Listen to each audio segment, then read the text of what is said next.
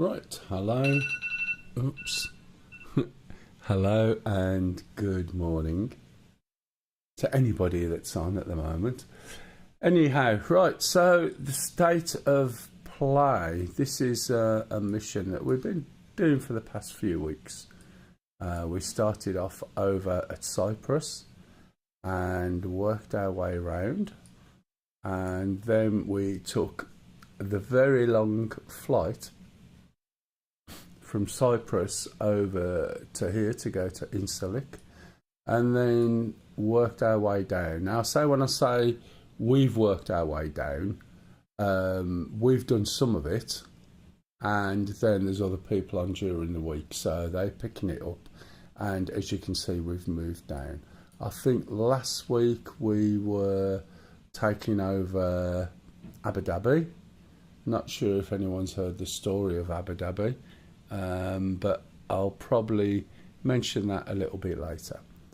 Okay, so once from there, then you can see we've started to spread out across these lines, and I'm not quite sure which mission we're moving on, but looking at it, I don't think there's a base here that we can take off. There is a FARP, and I guess we're either going after this lot here down at Hammer, or we're going over for this lot there. I'm not really sure at the moment because there's just me on. So I'm going to make an assumption, and looking at the map, the most logical one would be down here. But it also depends if we're starting being attacked from, say, the factory. So we could possibly take this factory area. I think some of these outlying ones, do we turn them blue? It looks like we might do. So whether that's what the plan was, just working your way around the spokes of the mission. But anyway, whatever is happening. I'm on a little bit early, so I obviously caught a few people by surprise, and that's because I have to finish a little bit early. It's not a good place, I don't think, to take off and fly an A-10 around here at the moment. There'd be far too much. So I'll go and have a little look. I'll go down to the factory. Let's see how far it is. 26 mile, what's that in meters? Not that I understand meters, 49k. So if I drop something off, that's 12k. I need to go and drop some mortars or something like that so we can start attacking this place. So there's a road that runs through it, so it could be possible to take something over here and then work up. What though, I don't know. Could do with some air defences, if that's where we're going after. I'll just take something about halfway, drop some air defences off, I think. What did I say? 49, so that's going to be about 25, which is there. I'll just put a little marker, and I'll give us some air cover. I always remember to switch this thing on properly. Come on. Oh, hang on, I'm a spectator. Probably can't. Yeah, that's what it is. Okay, so just carrying on the push, and eventually, oh good grief, goes all the way down here as well. It's an awful lot of place. So I want to spawn at Abu Dhabi and then put a marker up. Okay, anyone got any questions? As I said, it'll probably all change by the time other people come in, but we'll see. Right, so I'll select the role, we'll go blue, join in, choose a dynamic slot. I'm going to go to Abu Dhabi. I'm going to go in at CH74. I'm not going to put any gunners on at all. I'm just looking. So we should spawn in at Abu Dhabi. Right, so this is still in early release. It's not complete yet. It's features missing. It's fairly simplistic, quite easy and quite nice to fly. If you missed the sale that was on recently, you haven't got too long to wait. There'll be another sale on. Okay. Hey, what? Batfink? Oh my goodness, Batfink. Hello, matey. How the hell are you?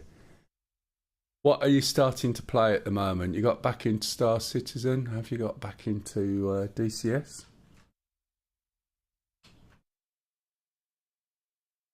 See, if you would have typed something, I would have heard you, but waving, I don't think it interprets waves. Okay, so looking at it then, I want to go down about 25k from here.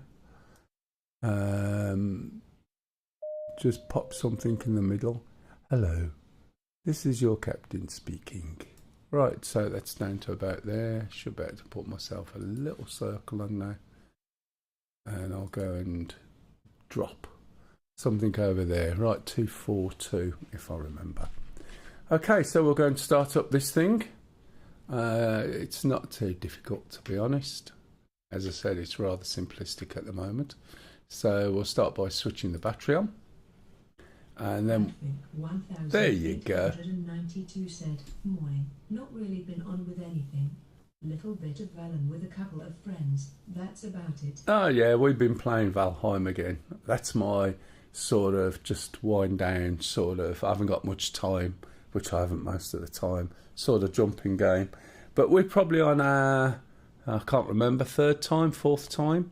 Every time there's an update that adds new things, we start from the beginning and then just go all the way through.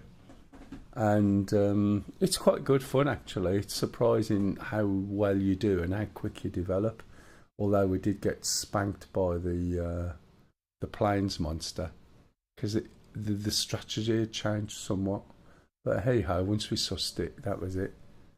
I know that once we went through and we killed so many of the end game things and didn't die, which was surprising. Right, I'm going to put the APU onto the run for 2 seconds and then press and hold start for 5 seconds, okay? And we may hear the engine start up, not the engine, the APU start up, but it depends on how loud the bathwater is behind me. So just bear with me. So that's going to be 2 seconds on there, and then round about 5 seconds on here. I hope I've got it the wrong right way round.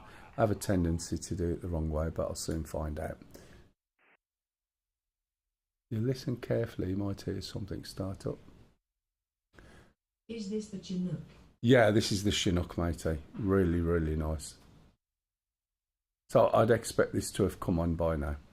If it hasn't, that means I've done it the wrong way around. So let's try that one again, eh? So we'll start off with run for 5 seconds. That's me thinking and counting. And then start for 2 seconds. And then let go. There you go. Now you can hear it. And you'll see the APU light come on. It's really nice, actually, Batfink. And the stuff you can carry with it, it's unbelievable. Faster than the Apaches. It's really good. Okay, so we've got the APU on now, ready. And we're going to switch the APU generator down. And we should see a few lights. Going through the startup should get rid of all the caution summaries. Then we'll get rid of these messages. And then we'll be ready to load something. So if we look all the way up at the top, we're going to put the crossfeed on. We're going to put the aft fuel and the forward fuel for the left engine. Okay, we're going to roll with a mouse wheel. You can put a switch to it, of course, but I just use the mouse wheel and so switches to ground. We're then going to push the starter over to the left and hold it until the NG for the left engine over here reaches 12. Okay, and then we'll let go. So we look up, press it over to the left, look down, look at the numbers. Okay, we're coming to 12, let go. Okay, and you'll see the engine slowly starting up and the props starting to go.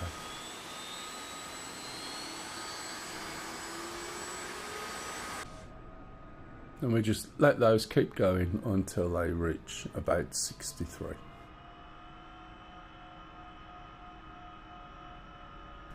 And when they're at 63, that means we can start the second engine. As you can see now, the first engine started, a lot of those indicators have gone. Second engine is very similar, except we just go aft fuel, forward fuel, move the lever down to ground, and then we're going to hold this again until we get NG 12 for the second engine. Okay. When it first come out, it was horrible to fly. It wallowed that much that your controls were nearly always opposite. Unless you're going in a straight line, your controls were always the opposite to the way you were trying to move, which was a little bit odd. It felt horrible. It's much better now. There's a trimming system on it which is automated. There's still a couple of little issues with it in terms of handling, I'm reliably told. So you have to be careful. It does sound like a skill issue, matey. If only I knew somebody who was actually competent enough to be able to explain it to me, but unfortunately I don't know of such a person. But you know, what can I say? You're right, Camel. Thanks, Barbie. Is that 28 months? That's crept up on us quite quick, hasn't it? Thank you very much. Okay, so both engines are up. So what we're going to do now is wind these up to flight mode. So you leave the engine RPM increase and the rotors will spin faster.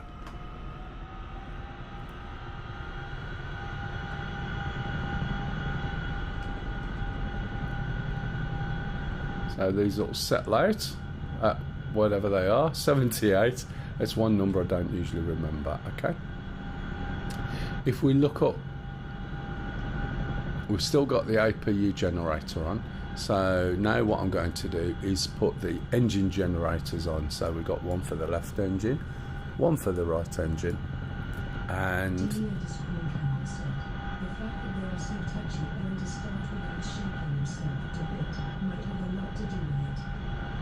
yeah, possibly. There's a good video online of an oscillation test on a Chinook, and it just shakes the shit out of itself to destruction. But that's what all helicopters do, and occasionally you'll see it on some of the more normal helicopters. Anyway, we've got two generators on, so now we can get rid of the APU, right? Just be careful, because I have been known to get rid of the APU before switching the generators on, and surprisingly things start stopping. Okay, so we're going to switch this one off, and we're going to switch the APU start up. Okay, we're also going to press the backup power down, and we're going to switch off the fuel crossfeed.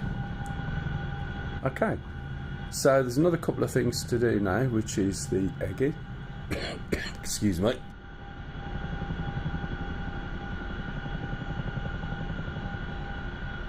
EGI stands for Embedded GPS Inertial Navigation System. Morning.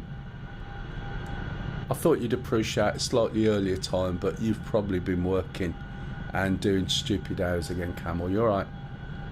So we're going to switch the power button, and then we need to hit the EGI button twice. This one, once, twice. Same for this one, once, twice. We're going to switch on the radar warning, which means she's going to start going on. Okay. No, that's fine. No, mate. You got to basically make hay while you can, haven't you? Literally. Although I know you're on the other end of it at the moment, but you know what I mean. No, that's fine, mister. You can sit in the stalls doing a Waldorf and Stadler. If Stadler, that's the one. Or you can just choose to go to sleep to my dulcet tones. As if. Okay, we're going to switch this on now. Ah, yeah. No, that's what I thought.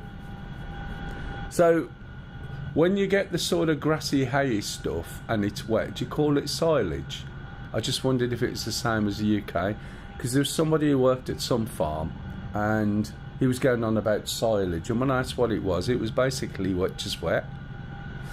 Okay, so the trim system is here. And for now, leave it on automatic. Just rotate this round to both. Okay? A little bit further down, we've got countermeasures.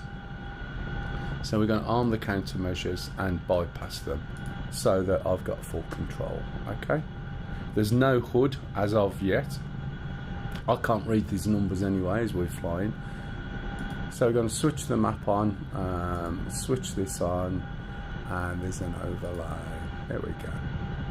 And I could choose the waypoint, which I forget where it is, to be honest.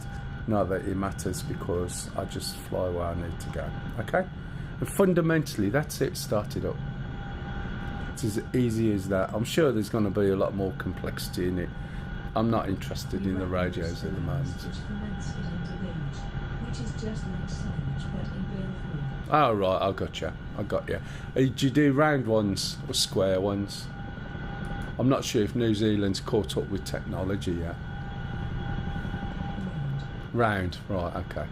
I'm surprised. Do you do round ones for round and square? Do you do round ones for aeration? Because round things don't tessellate, do they? But then again, I suppose the square ones all stacked up generate too much heat. Is it just what is the advantages of round, or is it just the equipment that does it? Do you know that? Camel isn't necessarily a farmer, by the way, at all. He's helping somebody out at the moment. Right, okay, so what we need to do now then, as I said, is I'm going to load a SAM site. So I've got to open my back doors. Hey, good morning, Mav. So the back doors will open, and you'll see in there lots of seats. So there's a script that allows me to load things on here.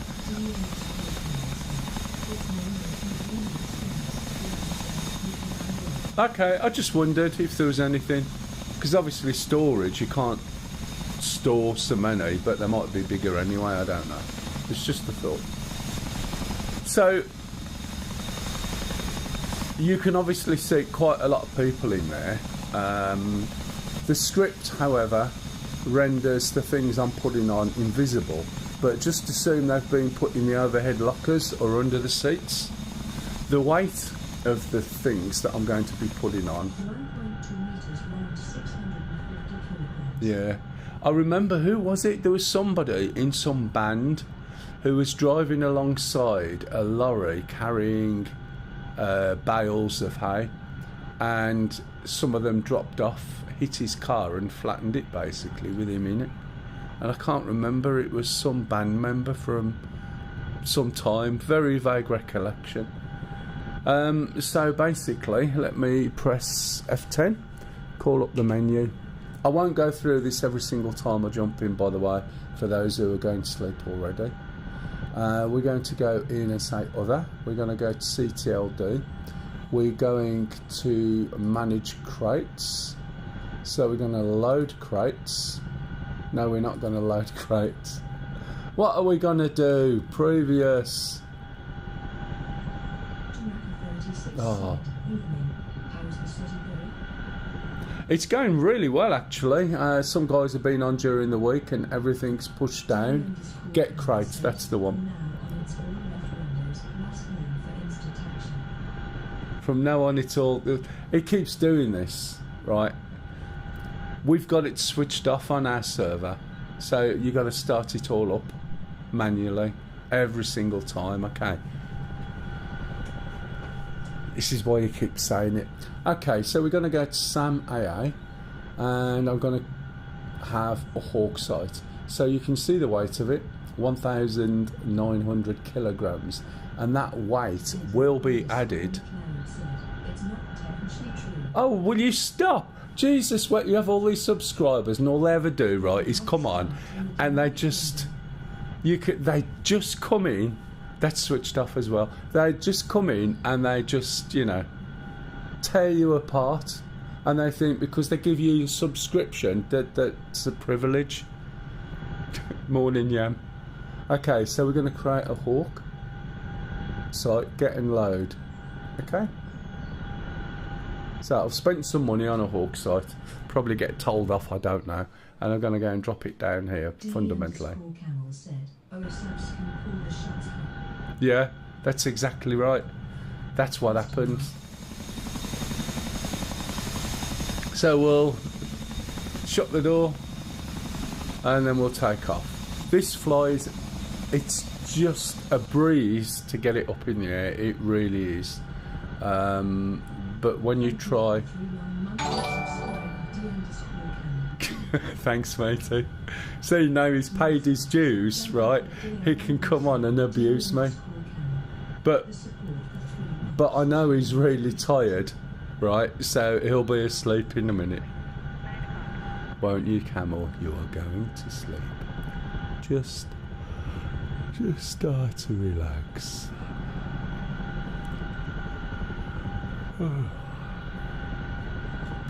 He's probably got a good pair of headphones on, or he's lying in bed watching this on the screen. Right, okay, so we've got to go down here then, and the angle is 242. Now, I can't read any of that screen. It's really difficult. So I have to zoom in, and then obviously I can't fly. VRS comes later when I'm demonstrating. Ah, there we go. Okay, so literally as you increase the collective, this thing just goes. I forgot what angle it is now.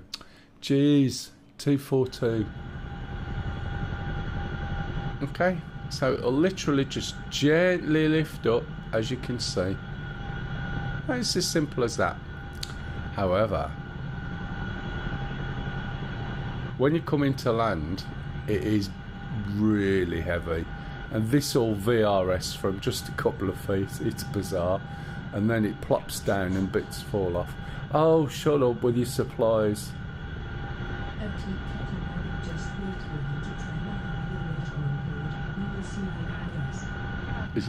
No, you won't.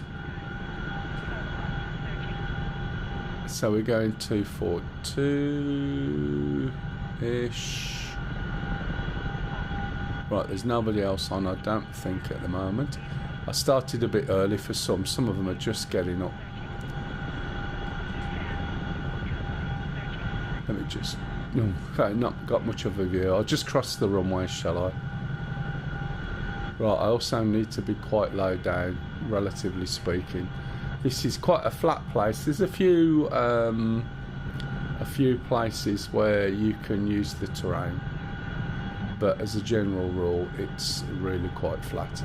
That auto trim is quite good.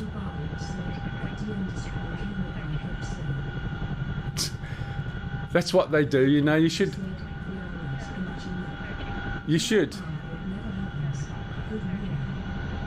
Good morning. Good morning, you're right. So,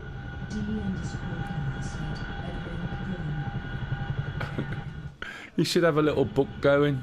Let's move in, just check my distance. I need to move around to the left a little bit. I'll correct that as I go. Right, so I think, am I in the right way? No, not at all. It'll be out there somewhere, I think. Sound of it is really nice. Flies really nice as well. I don't know, I doubt whether it's... Mel, happy to hear Hey, hello, Rook. How the devil are you, matey? No, I haven't stopped. The only time I disappeared, there was a 4-month period a couple of years back, and it's because I did my leg in, and therefore couldn't manage pedals, couldn't do anything. So I had to have about 4 months off. So obviously everybody disappeared, and so it's just a case of building them all up again. I've also got so little time nowadays, it's a pain in the ass. But yeah, I'm still plugging away, matey, trying to do ASMR content for people, especially those falling asleep. Let's have a look, see where I am. That's good enough. Yes, indeed.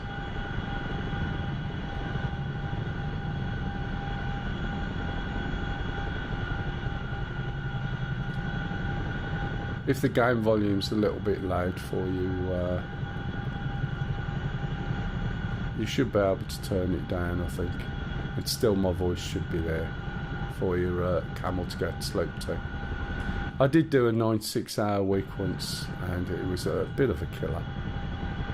And when I used to run events years ago, sometimes, some of the days, I'd just go straight through, because we'd be doing the event and looking after everybody during the day, eating and drinking more, entertaining people at night, and before you knew where you were, it was morning again, and you just go straight back out there and then run an event, and then you do it again. And when we used to finish the event, there was one we did for a week, right?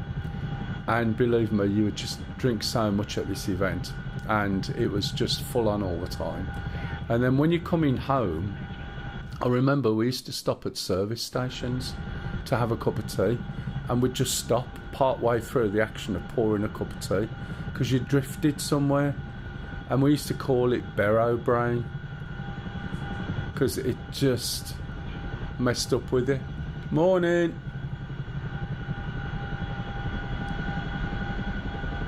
You alright, Stingate? I see Stu's in. You still got your shoes with TeamSpeak, Stu?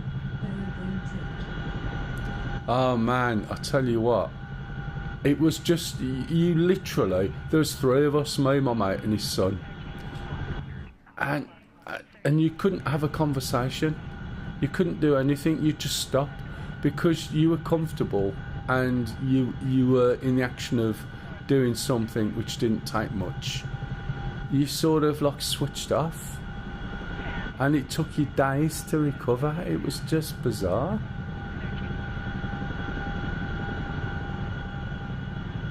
So yeah, working that sort of hours, Camel, is a bit harsh. I know I do sort of 12 to 13 hour days, you know, they're back, and I know what it's like. It's why my voice, one of the reasons why my voice gets so hoarse. It's either when I'm ill, I've had a drink, or a late night, or a long set of hours. Not the best way to try and approach these, is it? Over the trees, under the cables, see which one eats me.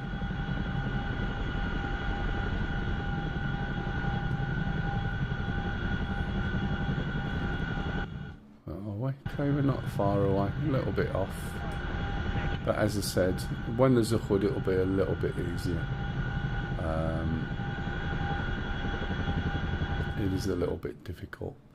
Now I don't know whether this still does it, it might do, but there's a tendency when you try and break this, slow down, it has a tendency to want to go up in the air quite quickly. So you have to be careful, and also it does have a tendency to VRS, allegedly. So I'm told anyway. I'm managing quite well. I don't think I've ever VRS'd a Chinook, but I've heard it's very easy to do. Might actually be the first time today, you never know. Especially with all my hecklers in the background.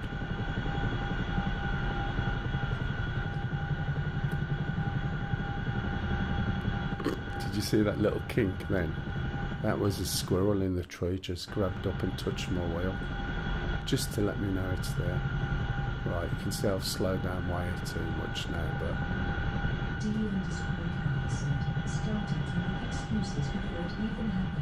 I haven't made any excuses, I was just explaining I've never done it.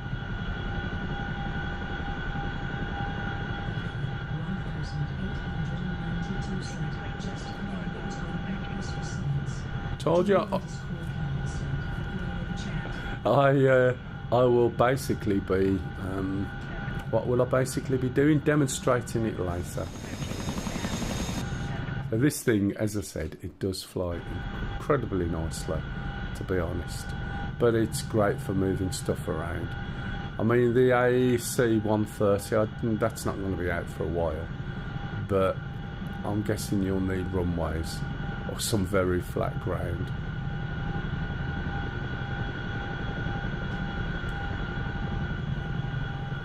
Anyhow, anyone tested Star Citizen on, is it on Evo still, or has it gone Wave 1 yet? I just wondered.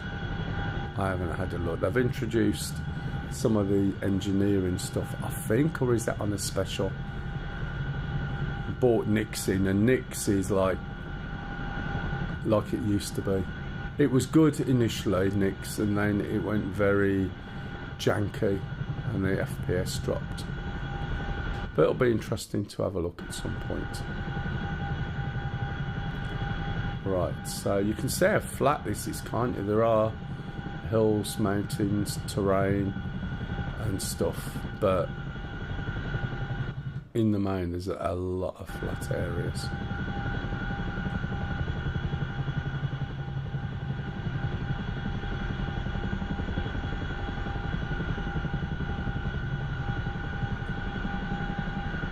I'll go over there and see this clearing in between all these trees. I think I'll put it over there.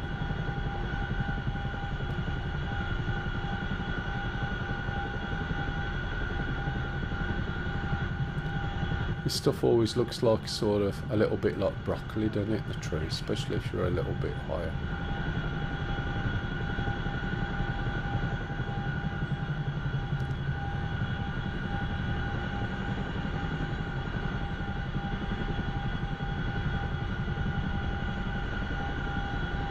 I've got a cup of tea as well, so when I drop this lot off, I think I'll have to drink a cup of tea.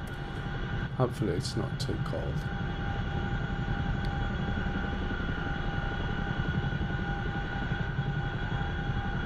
Sometimes I like to put little guys or Sam, not these sort of sites, but when there's a little group of guys, I use the trees and put them right against the trees to make it more difficult, give them cover. It does limit the direction that they can hit things, but it gives them a level of cover and makes it more difficult for the enemy to see. Right, now we're here. I'll open the back door. I don't think we're too far away from where I wanted to go. Yeah, it's a little bit off, but hey ho. Right, so once back door's fully open, okay, then all the things that are hidden under the seats and in the overhead lockers can come out. So if we go up to other, CTLD, manage crates, and we can drop crates, hawk sites, and we can drop and build. Now just bear in mind, when you drop and build, you've got to get out. It's got given you a 30-second warning, so we're going to just lift up it.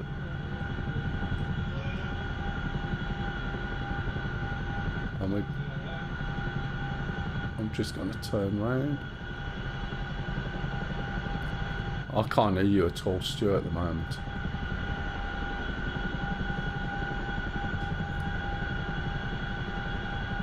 Let's sit down here. Oh shit, nearly did it. You see why I moved out of the way a little bit. That was a bit close. because it will build it inside you. So let's get out of the way. Hopefully I haven't destroyed that one. And then we'll head back up. Go a little bit quicker on the way back. Just hope this is the right direction. Looks good. It does move when it wants to move, believe me. It is pretty damn quick. But it's quite nice to fly, but it is prone to VRSing, so I'm told.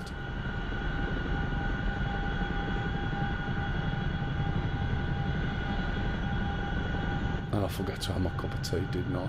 Let's see if I can.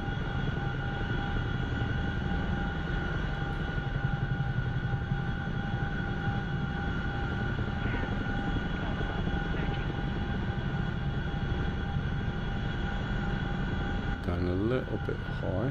My nose down a little bit more. Postal service has delivered your brand new map. Don't forget to leave a review.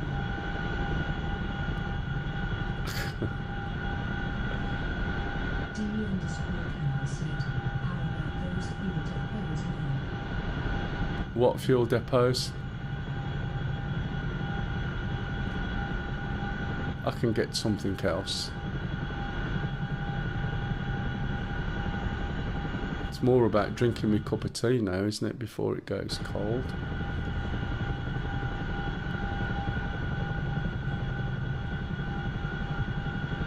The sound of it is really good. The thumping of the blades is quite accurate, to be honest. If I ever hear one outside, which I think is one of these, I get my flight thing out, have a quick look. I had to, a couple of times I've heard something go over that sounded a little bit different, because we're on a sort of commercial flight path, not too close, but you hear like choppers, and I heard something and looked it up, and it was an F-15. I said to Lise, I can hear an engine that's weird. I said, I don't recognise it. Put it on, F-15, went over, and there was a couple of spits coming back from somewhere, but depending what height they're flying, you know, you get the sounds of the engine. Unfortunately, with Flight Radar 24, and I'm not advertising, you can quickly have a look and see what it is.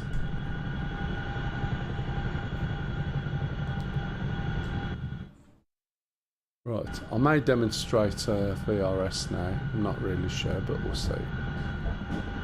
Is that you, darling, or the door? Yeah, it's the door. I've changed the name of my AI from AI Lisa to Darling. Not sure what to expect.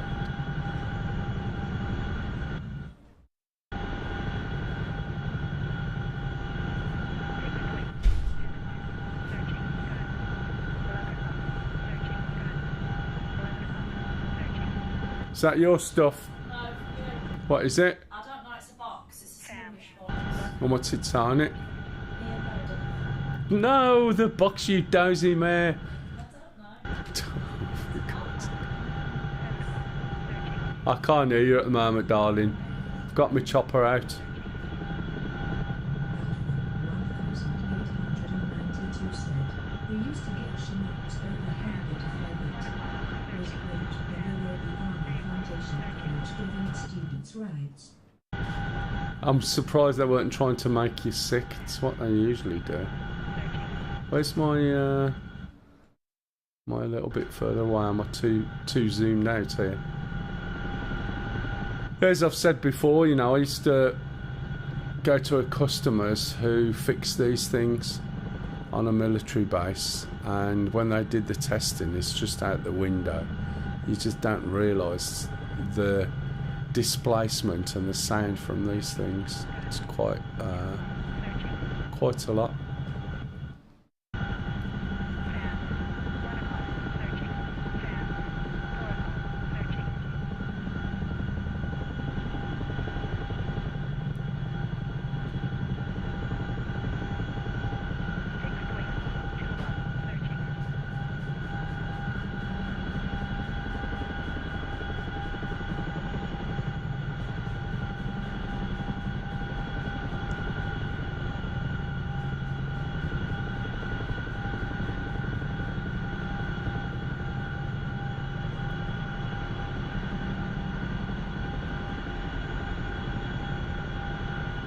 Yeah, they're really good bat think, to be honest.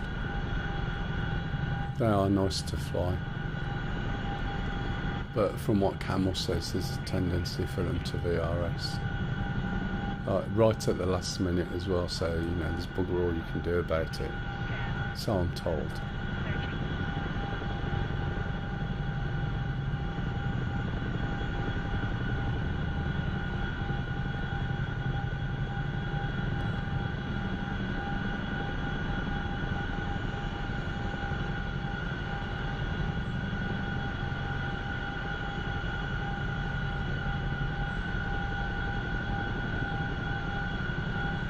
Bet my cup of tea's tepid now.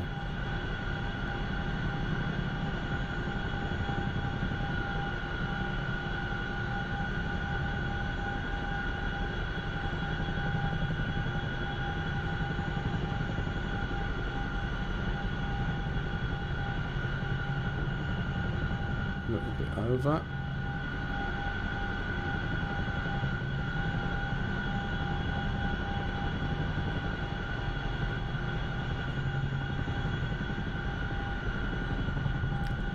Do. Right. Cup of tea. Yep, tepid cup of tea. Sorry, Stu. What? Oh, it's gone again. So it's just me, you, and Stu at the moment, then, Stingy. Oh, and Rick's down there.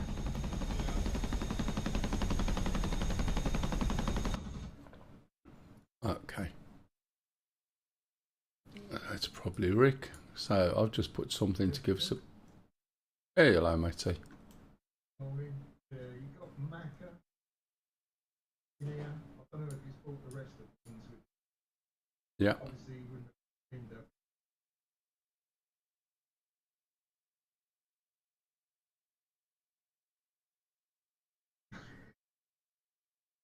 So Macca's. Oh, right, okay. And you're there as well. Sorry, are you Macca, are you? Okay, matey, no worries. Morning, Rick. Morning, Rick. So, did we have any particular plan? DCS versus. Foothold 33 at the moment. Mac 36 said, yep, thought I would try and assist. Ah, right, that's fine. No worries, matey. So, Corrupt Australia DCS versus MSFS. Bit of no comparison. They're two different beasts. I did download MSFS once to have a look, and it looks absolutely stunning and works really well. But you can't shoot shit. Do you know what I mean? You can't even do a roll and all your passengers like flail about. You can't do that. And in this, at least you can go and blow things up and shoot things. Which is why I never understood why they did an F-18 for MSFS. You know, the F-18 here works perfectly well, and it does what it says on the tin. I wouldn't say either or. I would say if you're really into flying, if you like commercial flying as well, then both. But if you want to blow shit up, then it's got to be DCS. What they want to do but Julia and Hammer both get extra points. D_Camel says, No. MSFS has a F-14 and an Apache now. Like just why? Yeah, this is what I mean. Mission at Hammer as well. I do apologise. I was talking to somebody then, Stu.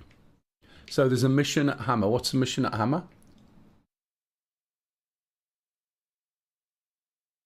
Is it just attack it? I think the factory's nearly gone anyway. There's is it a Sporker? What's that off the top of my head? Yeah, I think Sam. I think Macca's leading the factory. Yeah.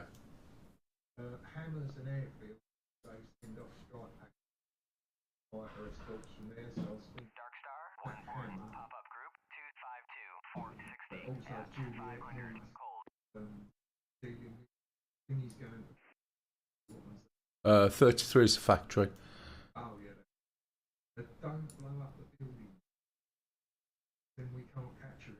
Blow the buildings up. Oh, is that what it is? Yes, that's what we were doing. So we've blown so many buildings up. Yeah, well, they don't move in the back, So they're an asset, basically. Okay. We've got hills here. What distance from these hills? Way too far. Oh. don't take the vaccination. Dark Star 1-1, Bra 250, 460 at 4,500. Yeah. That's 11k. That's too far away. Do you see what I mean about these? Oh, look, little hills. Excuse me. Dark Star 1-1, Bra 250, 450 at 4,500. Sorry about that. I do have a persistent cough. So what I need to do, ideally, looking at the terrain, this is too far for cover. On the map. When you click smoke mark, here is pilot. There are pilots all over the map. Oh, really? Yeah, the game has stopped marking them, so you have to mark them yourself, but it's easy for pilots at 300.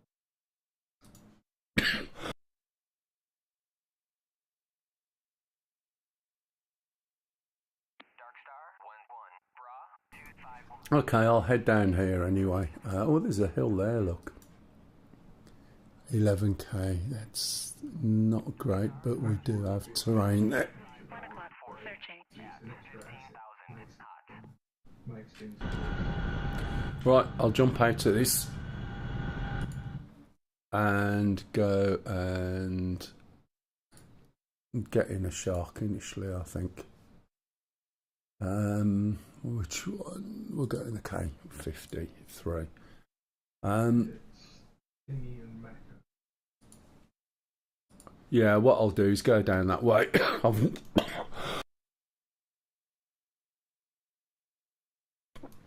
I'll go after Hammer, and but I'll go via the factory because then there's a bit of terrain. Right, so let's go down here. Oh, Copy. You've got Fob Lemurs active with resupply. There's also India, Fob down there, resupply. let's have a look. Thingy and Macca, you've got 220 F20 coming on you. Oh, right, yeah, I can go down. I can go down that way, can't I? In fact, that's even better because the terrain is more that side. Right, okay. Yeah, there's a couple of mounting mask hammer come down from Fob India Yeah. and Fob Lima. I went down there yesterday. You can get quite close. You can actually sneak right up to E. Struggling to get your target. Changing seats. What, VRS? No, it's that thing where you go back. You're in the front. George is happily holding it. And you go back to the back seat. And controls don't work for a few seconds, and George has just dropped Oh, right, yeah. down, and you're like falling out of the sky, and nothing you can do. Right. Because I did try the outside outside, but Okay, I'll go through the startup. from the front seat. But the problem is, you end up with the double bound. So It's a pain in the ass, isn't it? yeah, Right, let's have a little look. Yeah, true, agree. None of the military aircraft can do it. Exactly. That's the problem, Australia. I do apologise that the delay in speaking to you. It's because there's a 1 minute delay on YouTube because I'm streaming in 4K at 60 FPS.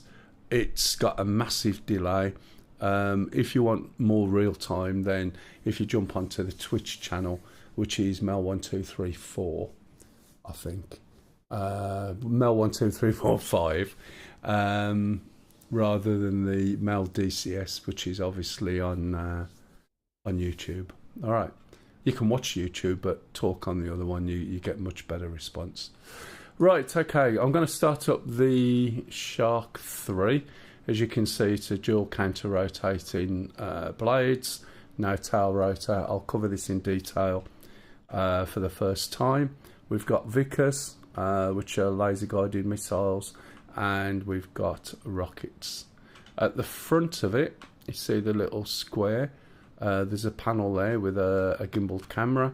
Next to that is a laser, and we basically use the gimbaled camera to find the targets. Right, all being well, that should be me talking on TeamSpeak again. Good morning, all.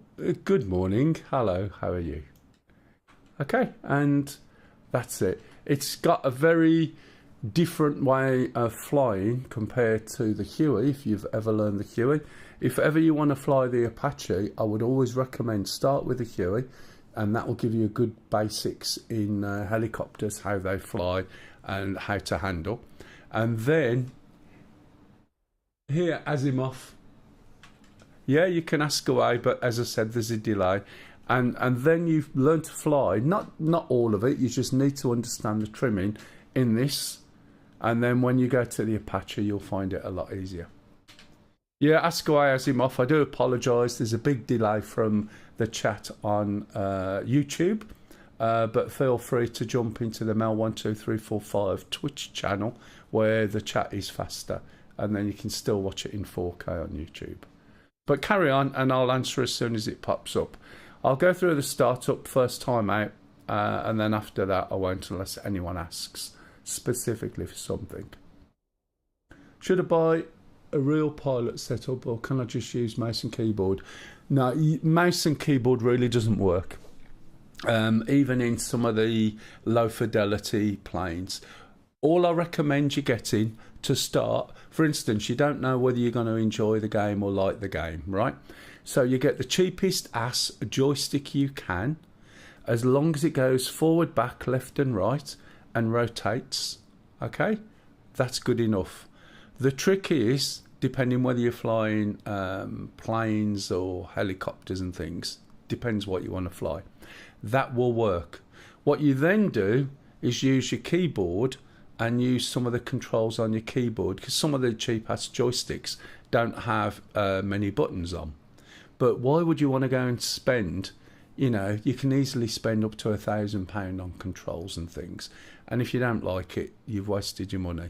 So go and get something like between $50 and $80 or something like that, and try it out. Okay, and if you find it's something you like, then give that control away to somebody else to give them an opportunity to try it out, and then buy yourself something better. You'll outgrow the joystick if it's something you're interested in, but it's very easy to throw a lot of money at something that potentially you don't know if you like it or not. If we look at the control system on this, it's extremely daunting, and you'll look at it and you'll go, hang on a minute, how the hell am I going to do this with a joystick with a hat and a couple of buttons, right? But if you notice, these are my controls, okay? If you notice, how many have I got? 3 there, couple there, couple there. Can you see? Not a lot. Now you might be saying, hang on, I haven't got that many buttons, and I'll cover that in a minute. You've got your axis controls, which are these. This is your joystick forward, back, left, right, twist. Ignore head tracking and the rest of it. And your mouse is used for looking around at that point. But when you go into the controls, let's say we go into something over here for want of an expression. If you notice, you can set the button here, okay? And these are all the buttons I've got available. So whenever I press a button, it will automatically detect it. But I can also add modifiers. And if you look, you've got 1, 2, 3, 4, 5, 6, 7, 8, right? Different modifiers. So what that means is, if you've got a cheap-ass joystick with one hat on, if you use a modifier on your keyboard, such as, if you noticed, left alt, left control, left shift, left Windows, right alt, right control, right shift and Windows, you can make that button, that hat, sorry, do 9 different things. Yeah, it's a bit of a job to try and remember them all, but by holding a shift key, you'll change it from doing one thing to something else. Oh, I see. Thanks, man. Do you understand? Right? So the other thing you can do, which is even nicer, is there's a button. Asmov, BTW. Oh, hello. Oh, there you go. You're on the Twitch channel, right? So the other thing you can do, right, is add a switch. So if we cancel this and we go to modifiers, you can add your own modifiers, which could be any keys on the keyboard, right? And you can also add what we call a switch. A switch is any button or key designed to, once you press it, it stays on. Press it again, it goes off. So that way round, you've got such a vast array of being able to get the most out of a simple joystick that it gives you enough to be able to fly most things that you want. Of course, you would have to sort of make some notes and document, and then you'll start to find out. The other thing is, when you download DCS, do not download it from Steam. There is a temptation, because it's easy, to go to Steam. If you use DCS, and if you type in my Twitch channel, ! DCS, you'll find some downloads. There's only one version now, right? And you will be able to, once you've registered on the DCS website, you'll be able to download the game. It won't cost you anything. You'll get 2 free planes, which you get in Steam. One is a Russian plane, and one is a TF-51, which is a P-51 trainer. But it won't shoot any weapons. And there's 2 types of plane in DCS, what we call a low fidelity and a high fidelity. You may see Flaming Cliffs 3, you may see A10A, and these are ports over from an older version of the game. And they are low fidelity. And what that means is you can't switch buttons in the cockpit. And then you've got to put them all on the stick or use the keyboard. And that is a pain in the ass. And I wouldn't spend money on those when, if you wait for a sale, you can get 30 to 50% off some of the modules in the game. And there's like 6, 7, 8 sales a year. One's just finished.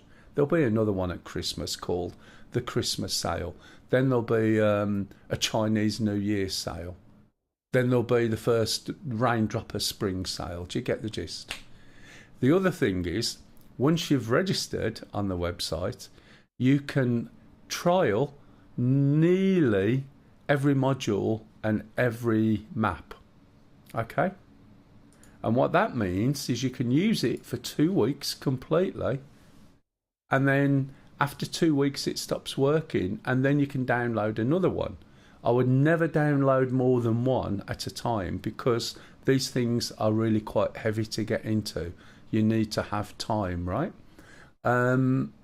You can do that, work your way through all the modules and the maps, and then after 6 months you can do it all again. And it will take you 6 months to work through everything that's there, and then you've got another 6 months without spending anything. And by the time you're finished, you'll be able to A, know that yes, you want to play it, B, whether it runs okay on your machine, and you'll get a good general idea of some of the aircraft. All right? As you can see, in this particular plane I'm in now, this is, well, helicopter, this is a full switch one. So as I go through the startup, I'm actually switching buttons and things on to make it work. So when you see all the control list, why would I need to assign these buttons to joysticks or anything else for that matter, when I can just lean over and press the button? Do you see what I mean? Whereas in a low fidelity one, where the flight model's not as good, you can't do that. So you've got to know what keys or what buttons to press on a joystick. Do you understand me? And once you've tried a few things, I don't know whether you're into helicopters or planes. You'll definitely know rather soon. It's not like Armour. It's not like War Thunder. There's a lot more complexity to it. The World War II fighter planes, which running over Christmas will be running a World War fighter map, right? Which is like a PvP thing. Anybody can join in, even if you're learning. I don't care. We'll just help you out a little bit to get going, and once you start, you'll find it gets quite addictive, and it looks absolutely brilliant. For that, I mean, I'll switch it on so you can use free trial planes as well. So you'd need something like the Channel Map or Channel Map 2 plus a fighter, and then you can try stuff out there. Okay. If you got any more questions, please ask. One other thing. Some of the modules may seem a little expensive, but when the game first came out, you used to buy, for instance, this was the first helicopter or a version of this that came out. It was a standalone game. So you got this Caucasus map plus this helicopter, and you bought it as a game. When the A10 come out, you bought that as a game. So they're all like separate games. What are you interested in terms of fast movers, fighters, helicopters? What is it you want to do? Flight round, shoot things, blow things up, and maybe take off and land on an aircraft carrier? If that's something you're interested in, then the best plane, and it is not that difficult to start up, is the F-18. But again, you can try it for free. I started when the A10 was a standalone game. Exactly. I started on this. Okay, so start with the F-18. The F-18 is very good air-to-air, very good air-to-ground, and it can take off and land on aircraft carriers.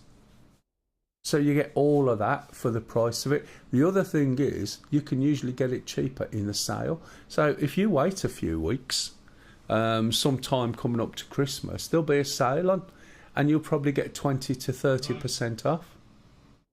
But you can try it for free anyway if you go onto the website. That's quite a long time, Macca.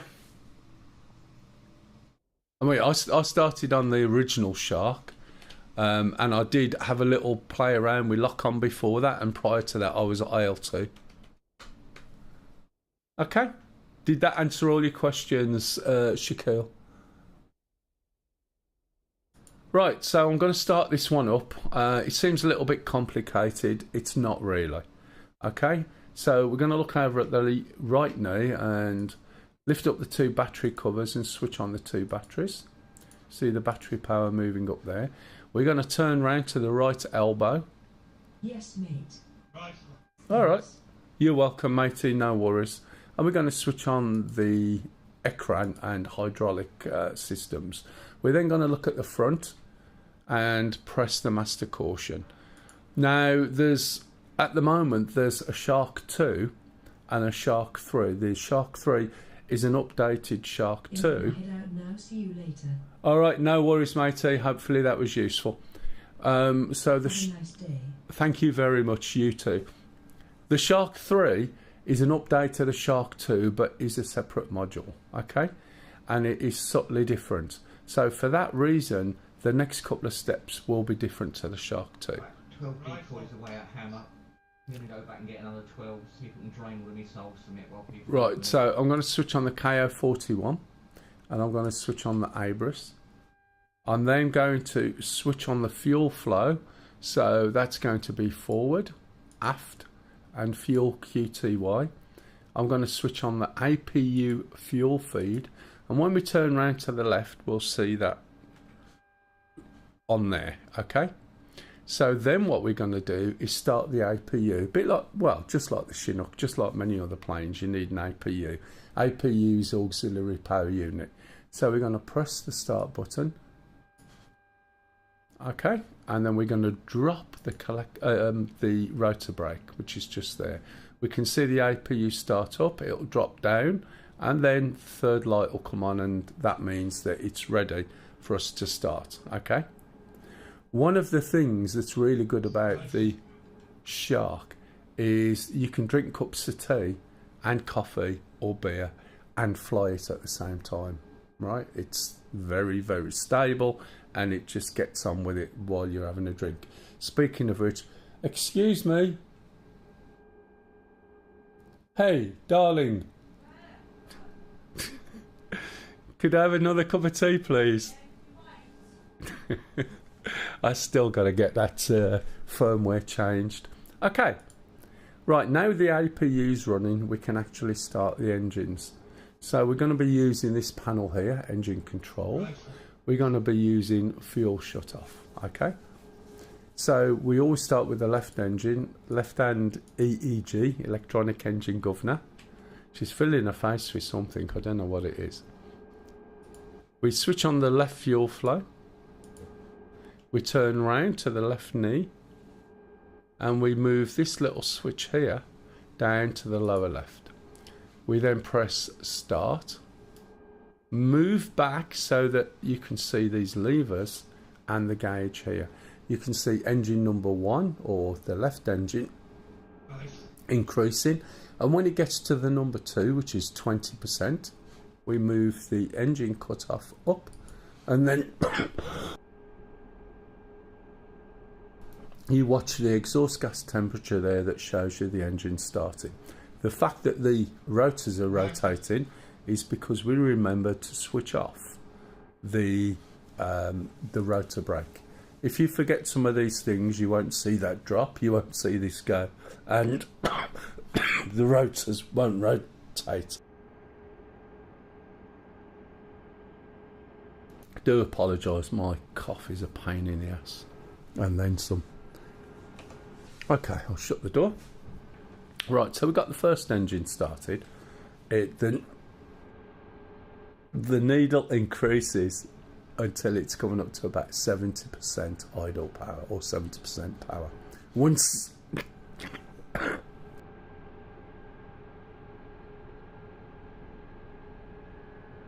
oh man, sorry.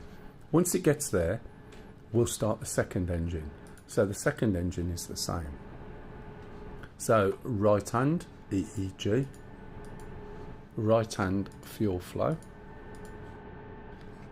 Move the little toggle switch down to the right hand. I bet you, if you're still there, Batfink, if you are still there, I bet you this just is like walking back into years ago, isn't it? Do you know what I mean? Same routine.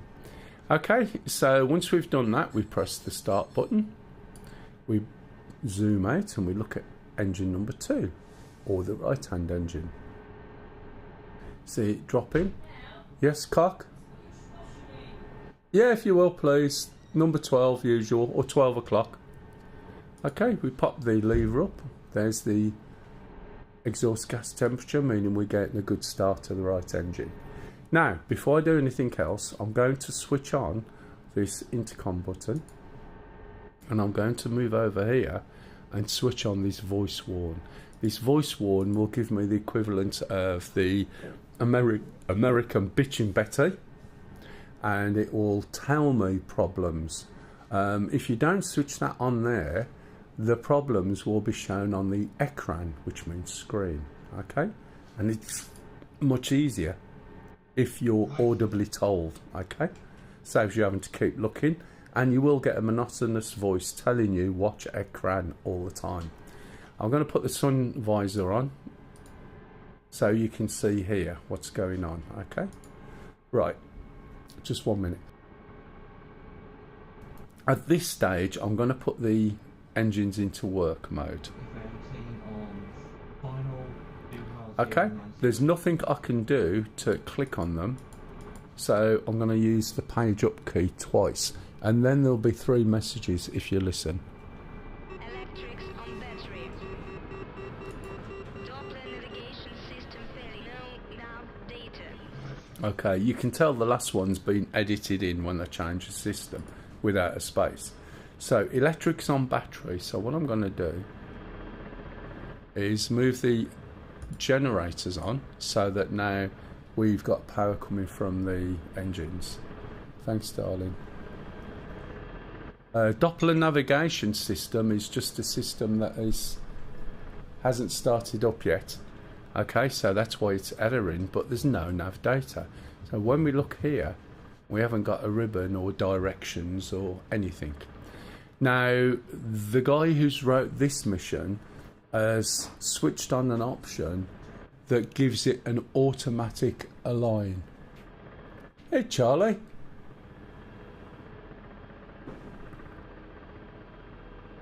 Right, so it gives it an automatic align.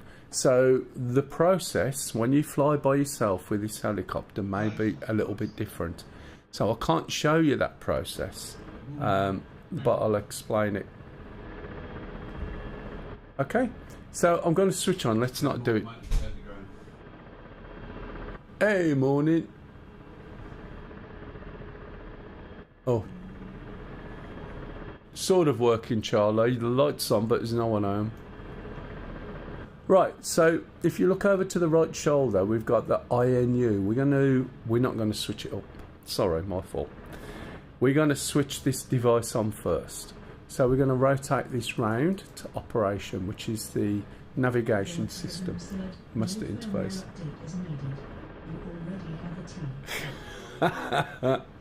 Thanks, Valek. Valek de Raven, something like that. Hey, there you are, Charlie. You're right.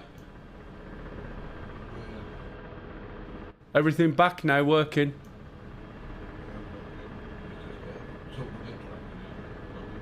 All right, matey.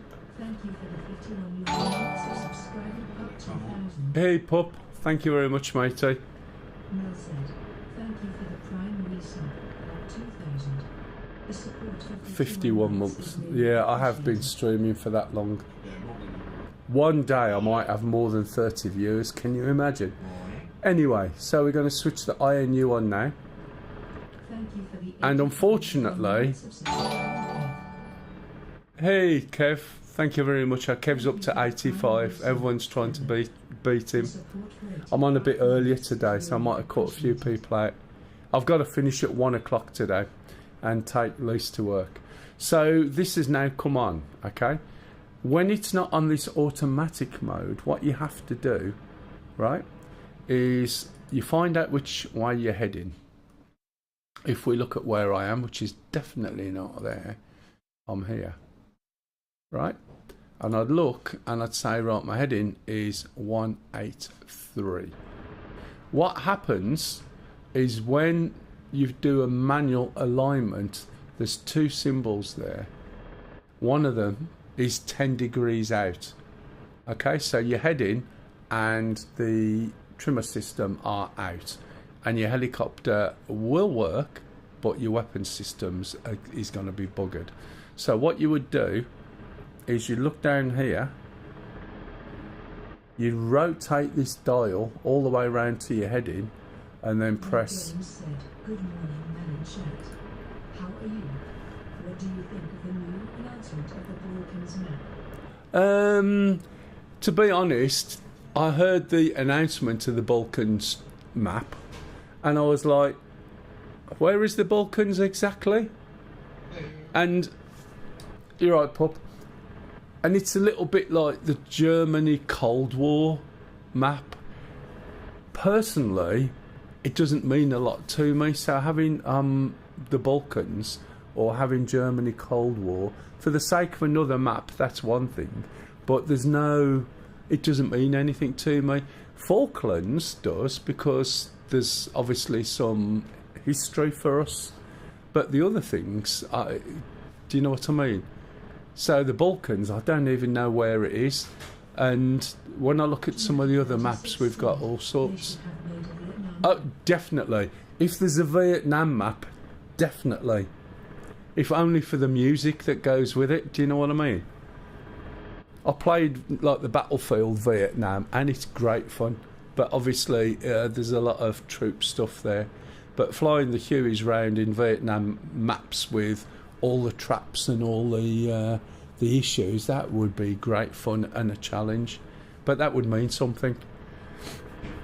But yeah, the Balkans, the Germany Cold War, it's sort of out my sort of, I say out my era, it isn't really, but it's not something that I know much about, to be fair. Right, okay, so you would adjust this to the heading you're on, and then press this button down, and then back to the middle, and then put this back where it was. This is the magnetic variation, and if you don't know how to set that, usually it's defaulted. In fact, it's always defaulted. When you look on F10 and zoom out, there's a massive big compass somewhere. There it is. And you can grab, right, this compass. Where am I? Am I over there? No, I'm up here. And as you can see, when I move this around, can you see the number changes? Probably doesn't on this map because of the area and the zooming. But you can see the setting, the magnetic variation for where I am is 5.7. So by default, you'd expect this down here to be about 5.7, alright, which it is, look. So once you've changed this to set your heading and put the magnetic variation back after doing this switch, then you'll find these will be aligned. But at the moment, it's automatic. So just bear that in mind. Some places it will be, some it won't. Right, the helicopter's up and running. We've got navigation now. So what I'm going to do is carry on with the little switches.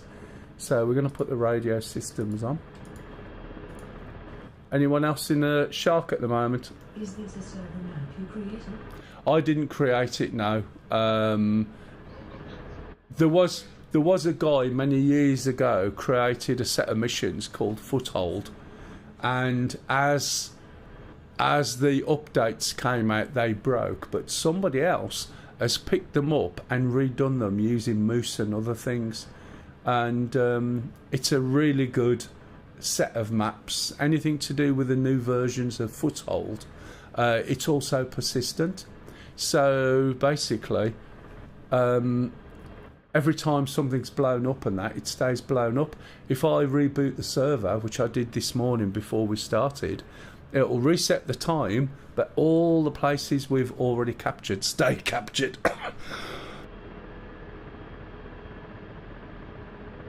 So it's absolutely brilliant for having a persistent mission. Success said, "Hey mate, will not be flying today, still installing my PC, had to do it."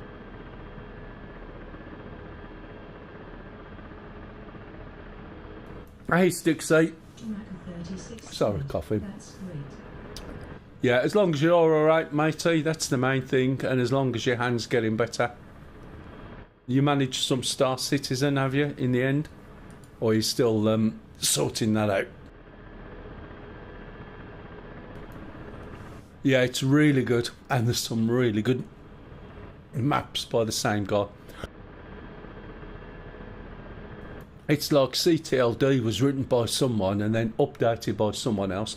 And this is what's good about the community, is people will pick things up that are long dead and breathe new life into it.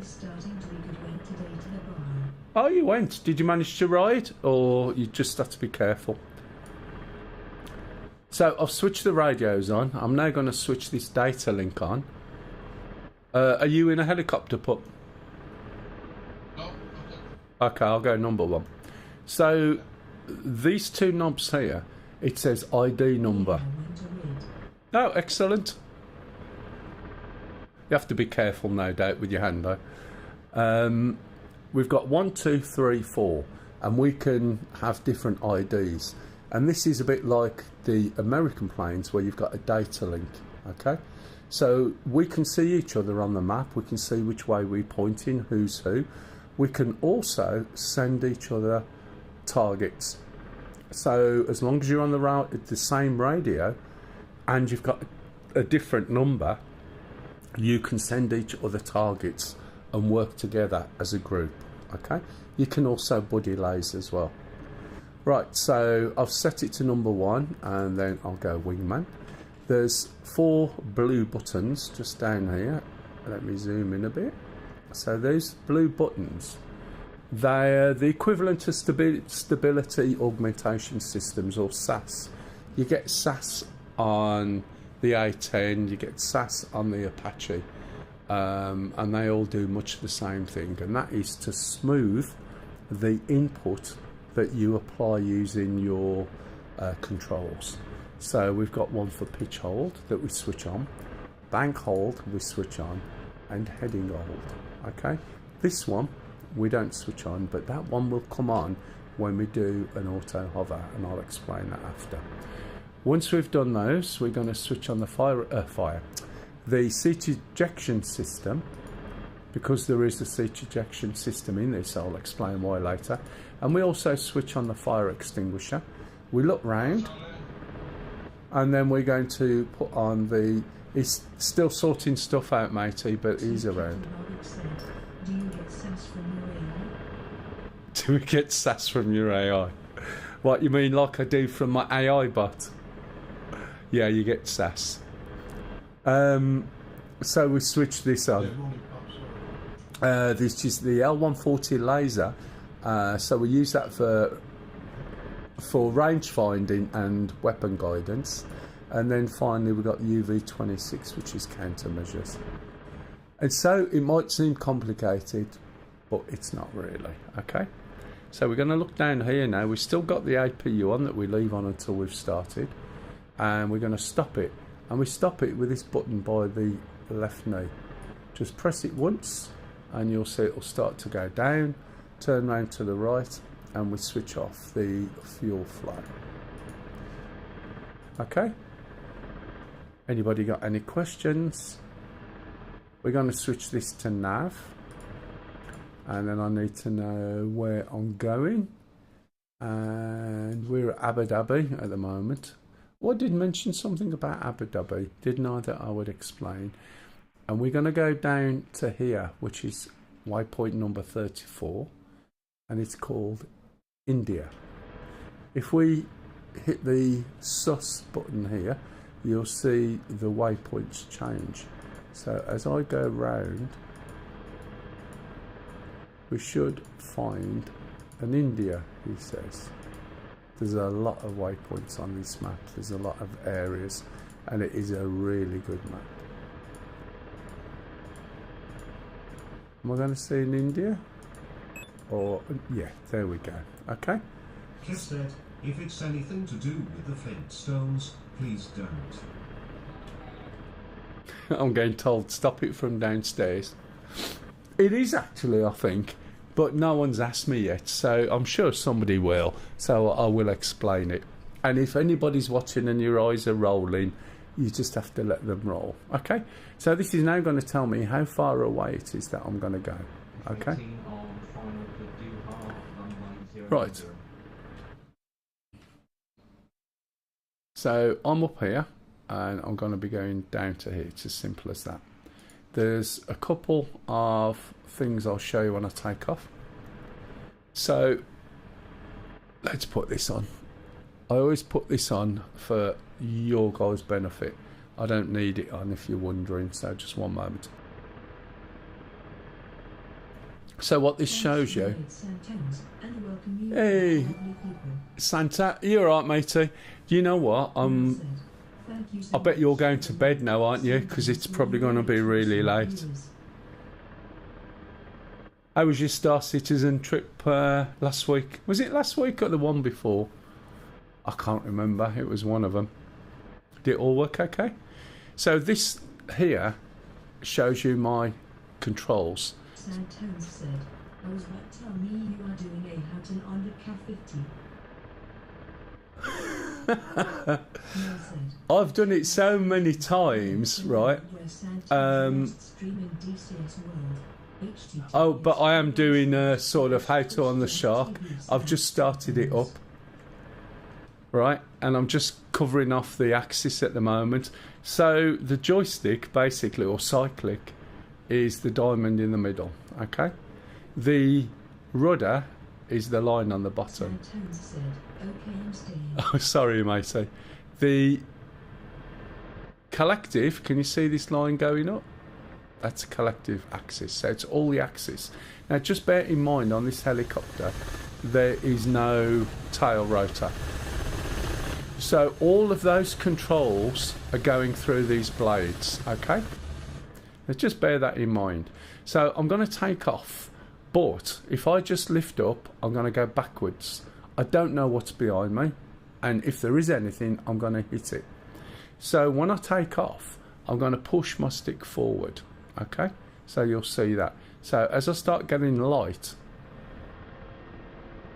okay, on the wheels, I'm going to push the stick forward. Okay, push the stick forward, so I take off forward. Now, you notice there's a big bee flashing. Sorry, I just had a vision of a bee flying by, dropping his trousers, if bees wear trousers. What I'm also doing, shut up with the supplies. What I'm also doing, right, is holding a trimmer button. And the trimmer button, if you look in the hood, you can see there's a diamond and a triangle. So what I'm going to do in just a short while, once I've cleared where the airport is, I'm going to let go of the trimmer, and you'll see the diamond snap to the triangle, okay? I don't want to go too fast. There's a few things I want to show you, so.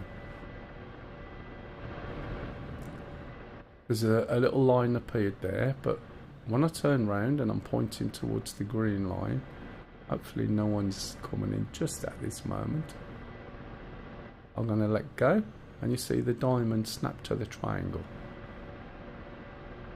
And the helicopter is still flying, okay?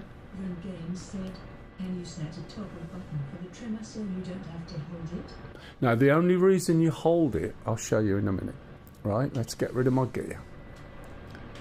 Right, the trimmer, the way it works, you see I'm off at a weird angle, I'm just floating over there, right? If I slow down just a little bit, when it just goes below 50, there's a line. That line shows me which way I'm drifting. Let me set the trimmer again over here. Right, there we go. So, the trimmer holds or manages 20% of your input. So what that means is if you've got controls, think of your controls going from 0 to 100. The first 20% is managed, right, by the first 20% is managed by the system.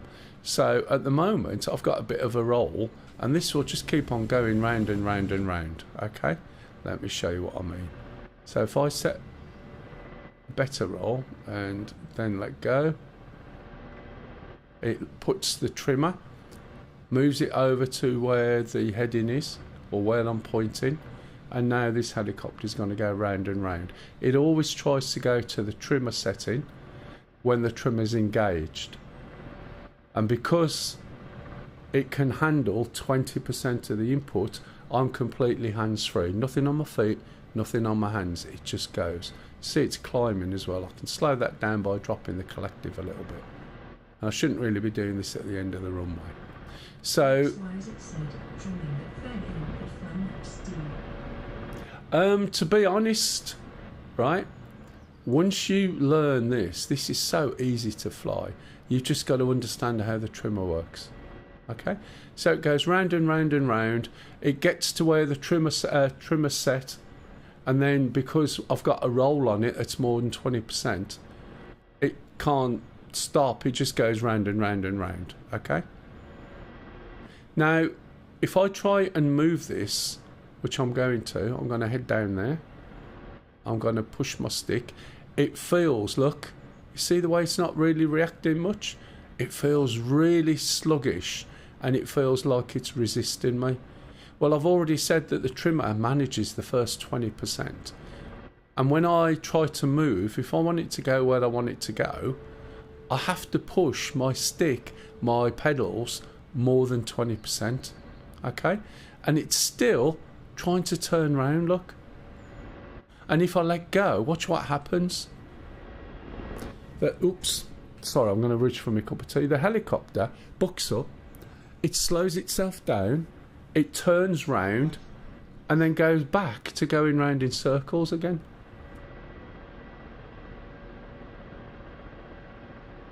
And that's because the trimmer is set. Which means that if you don't understand the trimmer and you try and jump in this and fly, it's going to feel horrible. So, unlike other things, by the way, can you see the other guy now? Look, I can see where this pointing, what his number is, and everything, and send him targets. So this will just keep doing this forever. And you might think, well, what's the point of that? Well, helicopters, especially old ones, basically are quite notorious for making your arm ache, and the trimmer will take that pressure off. The way the trimmer works in a real helicopter is subtly different to how it works in DCS. And if you are going to do trimming, I would advise using the centre stick trimmer method. And that's the setting, usually default, but check it, make sure. And what that means is when you trim something, you'll have no input at all until you relax your grip on your stick and it centres on the spring. Remember, we've got a big spring on our joystick. In real life, they don't. It's either friction or magnetic, right? And it'll just hold the stick there. You've got force feedback sticks coming back out now, right? So therefore, those won't have a big spring and they'll sit where you leave them if you engage a trimmer. But because we've got a spring, what you have to do, and I'll show you what I mean. There's my stick. I'm going to put my nose down. I'm going to engage the trimmer. I don't really know what the Russians were thinking when they developed the trimmer for the camera. If you see the Mi-24 trim, which comfortably offers a four-way trim like a plane. Oh yeah, some of them do. It's like the Chinook's got a four-way trim. The Apache hasn't. Now, what I explained at the beginning is if you want to learn the Apache, right, you learn the Huey first, right, and get to grips with the helicopters, and then you learn how to trim this, because when you go to an Apache, the trimmer button works in the same way as this does, but with a lot less numbers. Right, I'm going to trim the helicopter, right? And now I'm going to move my stick. My real life joystick is fully forward, round to the left, round to the back, round to the right, and I've got absolutely no input to this helicopter. If I'm heading towards a building, I'm going to crash. You should do, matey. Right, now what I'm going to do is let my real life joystick centre. And as I start to relax my grip and let the centre spring do, watch what happens to the stick in the cockpit. You'll see a little waggle. And there it is. Now when I move my stick, it's as though the centre of my real life stick is now the new position here, right, of the helicopter. So when I move my stick forward a tiny bit, watch, it moves. Okay? Centred on there. Right, so why is that good? That's good because I've got a cup of tea. So now I can lean over and have a drink of tea, and this thing's flying itself. Right, now obviously that's not what it was designed for. It's designed to take the pressure off your arm. Okay? If you go back to Vietnam days, you think of the pressure on someone's arm flying those Hueys. Right, over a while, literally, your arm will be killing you. So when you trim, you've now got a new centre.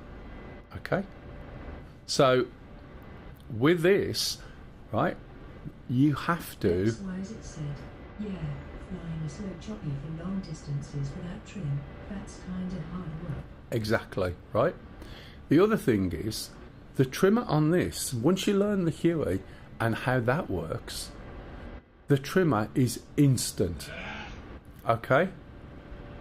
Bless you. The trimmer is instant. And what happens, right, is as soon as you press the button, the trimmer kicks in. Which sounds great, But the problem is, if you're holding your joystick forward and you're not using the centre stick method that I've just explained, as soon as you press that button, it's going to look where your stick is and add that control onto the position you're already in. It'll double it and you'll find it really jerky. The trimmer on this helicopter only engages when you let go, right? So that means if I disengage the trimmer, I'll show you what I mean. I'm now going to adjust. It responds exactly to what I'm asking it to do. I haven't got to go over that 20%. I'm literally holding the trimmer, right, rotating round, positioning the aircraft where I want it to go. I'm going to let go, relax my grip on my stick, and it's extremely smooth. Okay? Now, you can see we're heading down, right? So I can just add a little bit of collective and you'll see the height will increase and will slow down a little bit, and I can balance these out until it's flying perfectly in a level flight. I've also got a bit of roll, you can see that now. So let me correct that, hold the trimmer again, make a little adjustment, right? Now let go. Okay. If I want it to go faster, I can just drop the collective a little bit. If I want it to go slower, I can increase the collective a little bit. But I think there's a bit of wind. It feels like it. So do you understand the trimmer? So every time I'm manoeuvring, I'm holding the trimmer in, then I let go, and then I just relax my grip on my stick. In reality, if you see where my stick is, when I make these adjustments, watch what happens when I let go of the trimmer again. Relax my grip. There's barely any movement, so now I've got a completely smooth flight. On the Shark there is a trimmer reset button, right? You never ever use the trimmer reset button, you just make lots of trims. Okay, it was that bad and people struggled with the Apache, especially people who flew planes and went straight to the Apache, that they blarted so much and they insisted there was a trimmer reset button. Let's have a look at the trimmer reset button, shall we? Watch. I might lose it, but I'll show you what happens. I'm going to hit the trimmer reset.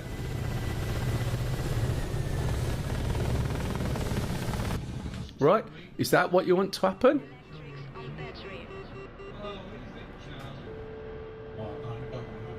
Okay. Did you see what happened? Why on earth would you want a trimmer reset button? Anybody? Now, I've managed to save it, but that's me. Do you understand what I mean?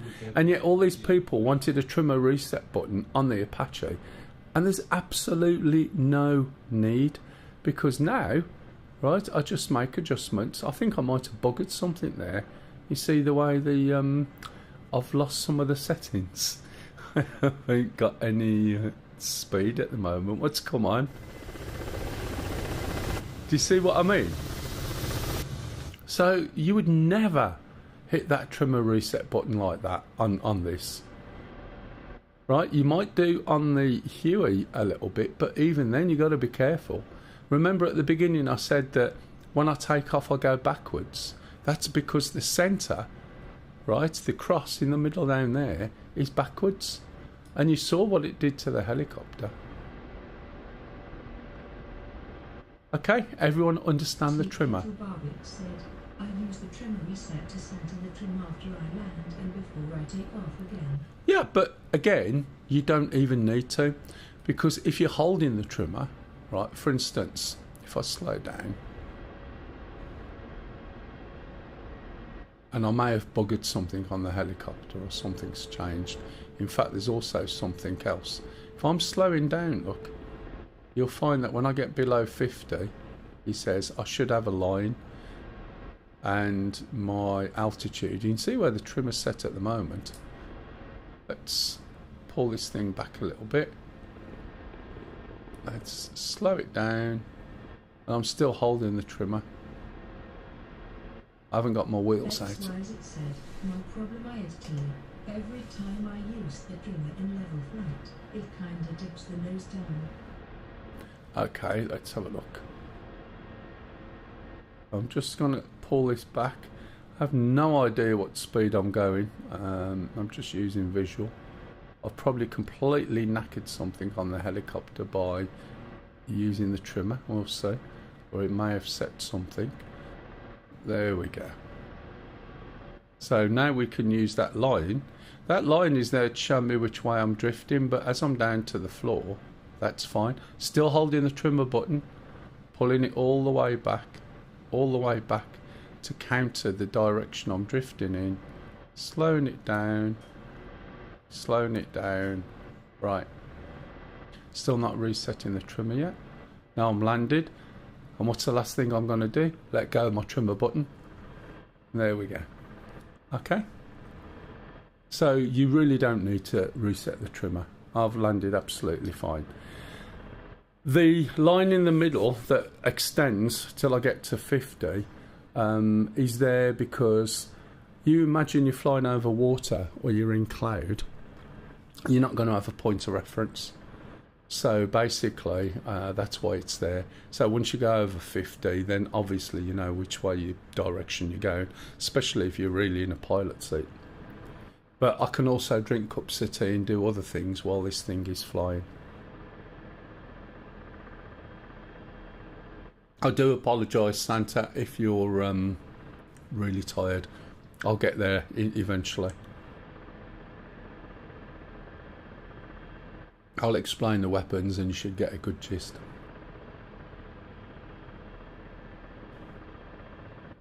And when I get to this base I'm going to, where am I? Oh God, I'm only there. When I get to that base, I'll go through the weapon system for you, save you having to wait. Okay, so I'm holding the trimmer now, taking off, turning around a little bit, holding the trimmer. This is responding exactly to what I want it to do. Holding the trimmer. Okay. Moving it forward a little bit. Okay. And then I'm going to let go of the trimmer there. I'm going to raise my undercarriage. I'm going to make a few more adjustments. Then I'm going to let go. Watch when I let go of my trimmer. Right. If my nose dips, I'm going to just add a tiny bit of collective. If it rises too much, which it is, I'm going to pull the collective back a little bit. The speed will increase. The height will come down. Okay. And I can balance these out, as I said before. So Pup's over there at the moment. You're going to finish factory off or something there, Pup?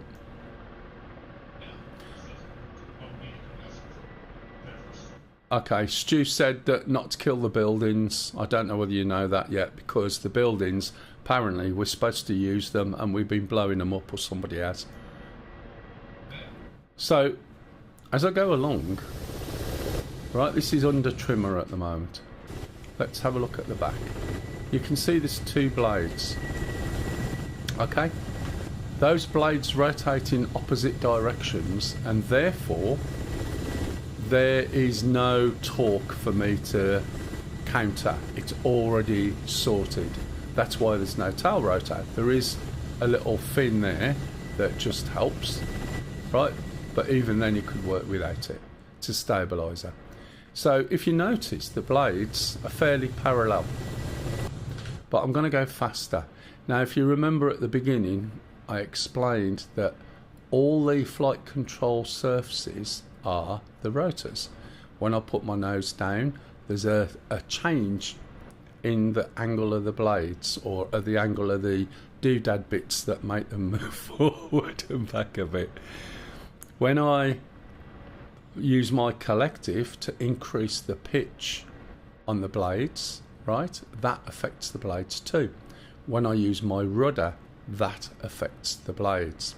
Now, as the blades are rotating in opposite directions, I think the top ones go possibly counterclockwise, and the bottom, the top ones go counterclockwise, and the bottom ones go clockwise, I think.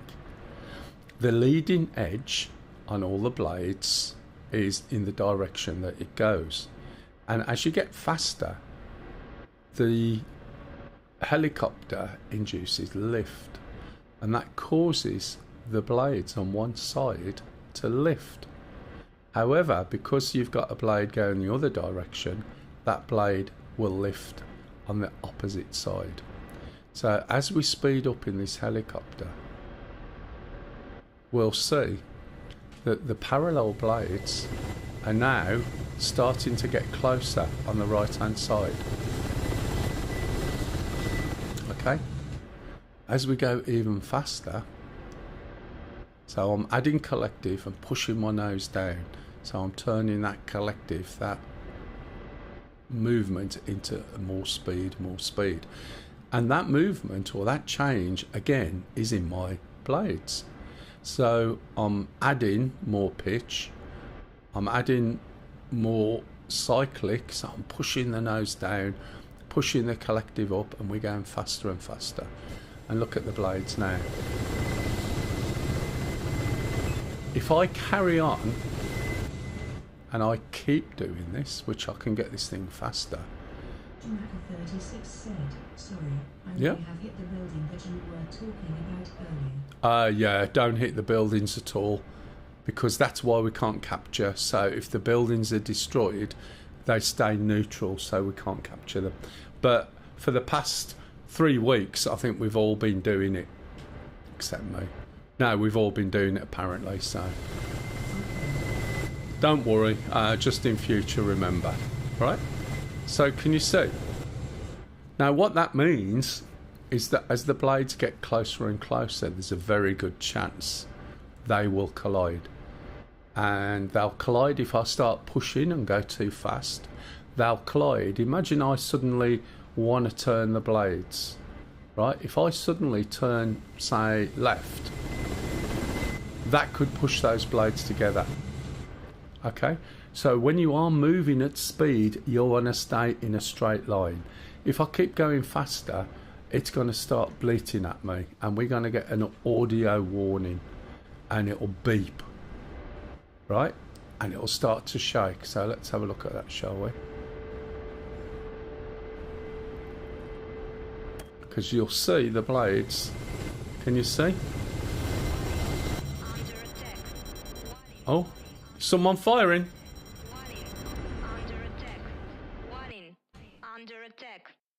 Yeah, there's a plane off to the left. So it won't attack me, I don't think. Okay. So I'm doing 279. Can I push it any more? Eventually we're going to get a lot of beeping, and it's going to start really moaning. And it's overcooking the engine. It's going to cause a blade strike if I'm not careful. There we go. Alright, let's have a look at the blades. Can you see? So what do? I press and hold the trimmer. I drop off my collective and pull my nose up gently. And suddenly we're out of that situation, back in control, and there's a little bit more space than there was before. And it's as simple as that. That's how you stop it. Right, I need to turn right a little bit. You can see I've drifted off, but I am doing this extremely carefully. Okay, blades are still there, look. But all my controls, right? All my controls are going through those blades. That was at me.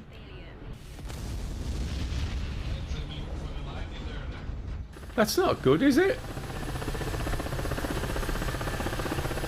Where's my hair cover? Right, okay.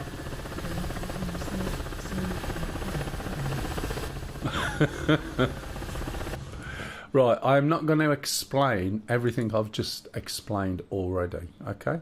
If anyone's got a specific question, that's fine. I need to get up and get there when I'm going to pretty quickly. Some poor guy sitting in America waiting to go to bed, okay? And all he wants to see is the missiles. I have got all the missile stuff on a lot of the videos, to be fair. And I did start doing them a video specifically, but I didn't like it when I was doing it. And I thought it'll be better to go through. Right, so I'm just going through all of this. and you'll see, as long as I keep one line of thought on what I'm doing, it's actually quite easy to do, and it, pardon me, it doesn't take as long as it does when you're explaining. So you already know now fundamentals of flying. You can actually make this thing fly to the waypoints yourself. However, the way you do that is a bit pathetic, really. You can use this system here and program your flight path with numbers rounded up from here that you manually have to type into there. And you just think, really? Why would I bother to do that? I used to know my way around it, but it's not something I use. It's far too slow and no fun. Okay. Right. Okay. So that's up and ready, and we'll just get this started as soon as we can. Shouldn't take too long, as I said, once you get going. So I'm using exactly the same method as explained earlier in the video. Just waiting for 20% engine. Have I finished my tea yet? Probably got some left.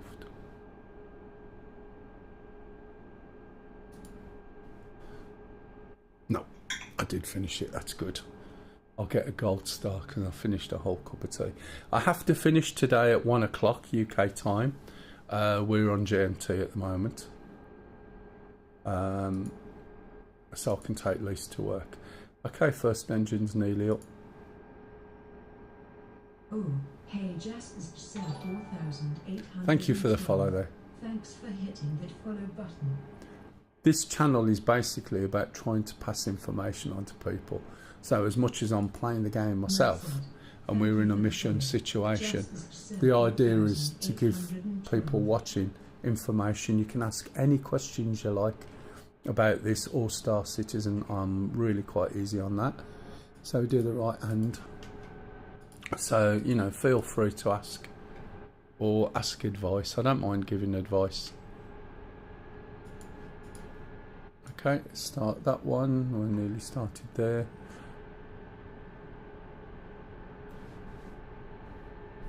Right, while I'm starting that one, I'll do the intercom and the voice one.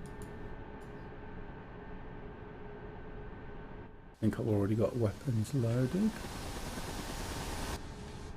Is that you, who's down there, pup? Yeah. What happened to you? Was it the MiG? Oil leaks. Oil leaks? Was it the squirrels? No, the radar had a little gun on it, so it hit me a couple of times. Ah, right, okay. So pop this up when that gets to 20. And you notice that didn't go round. Why on earth hasn't that gone round? Now it's going back down again. Is it because I didn't put the fuel on? Let's move this out of the way. Fuel flow is on. Possibly because I sat here talking too long and I didn't do that when I needed to do it. But once you start to do these sort of things, let's try that again, shall we?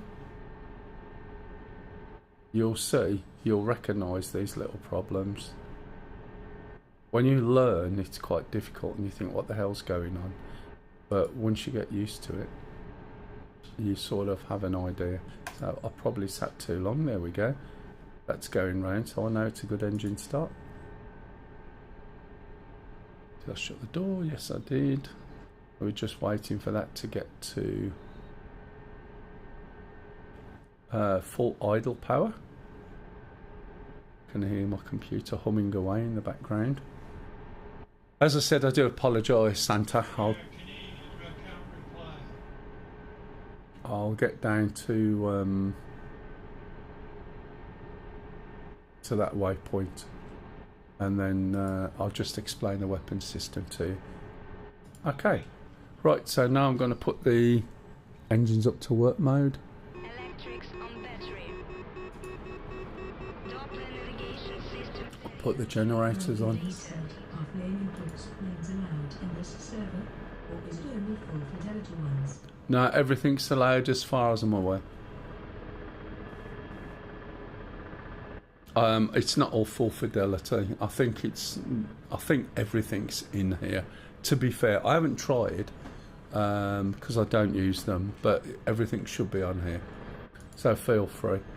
Okay, so basically we switch this on, turn around, put the INU on, make sure that's all done, which it is. Then we can carry on. Set that to 1, put that to wingman. As you can see, it really doesn't take that long to start up when I'm not rabbiting on. But explaining things to people, I don't mind taking my time over. It's recorded. Oh, you idiot. So that one, not that one. Put that one back on, that one back on. Let's see if it's caused me a problem. No, it hasn't. It would if it was the other way. I had to put that back on now, put these back on, because they won't work without it. And we should be good to go. Let me remember to sort my standby indicator and just set it, go to nav, change the heading to India. We know there's an India on there. That's where I'm going to be going. 5x5. 5x5. There you go. Come on, where's India? If you go past it, you can't go back, which is a pain in the ass. There it is. So we'll just switch off the APU now. Switch off the APU fuel flow, and we're ready to go again, okay?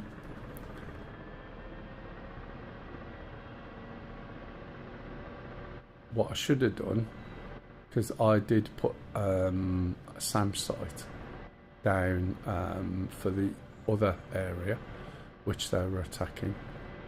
I didn't put one down for this, so if I would have had a SAM site, it would give us, I'm not taking supplies, give us a bit of protection.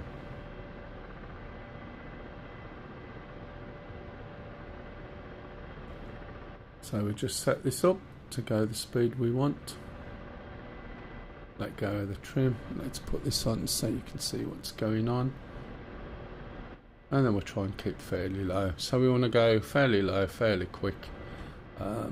What's the range? 59k.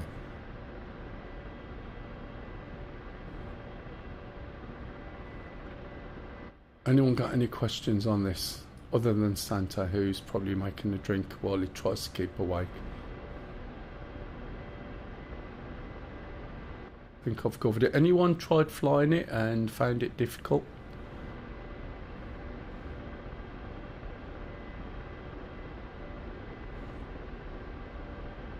Very talkative today, by the way. What time is it? 11:20. Let's just have a quick check overall. Okay, we've got somebody over there.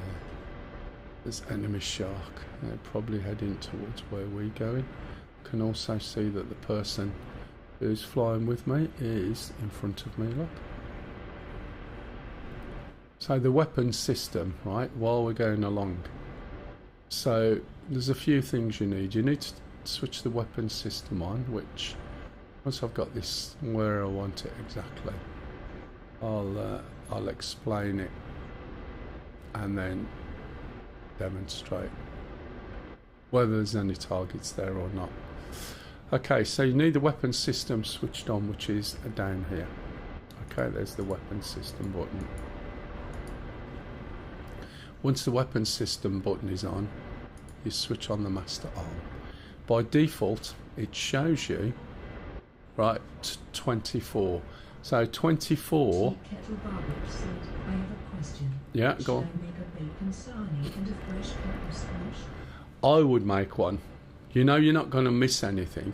It's that time of day, 11:21, and it's round about bacon sandwich time and a cup of tea. So that sounds like a good idea. Unfortunately, we don't have any bacon, and I'm sure my AI will not want to cook bacon when she's just going out to work in the next hour and a half or so.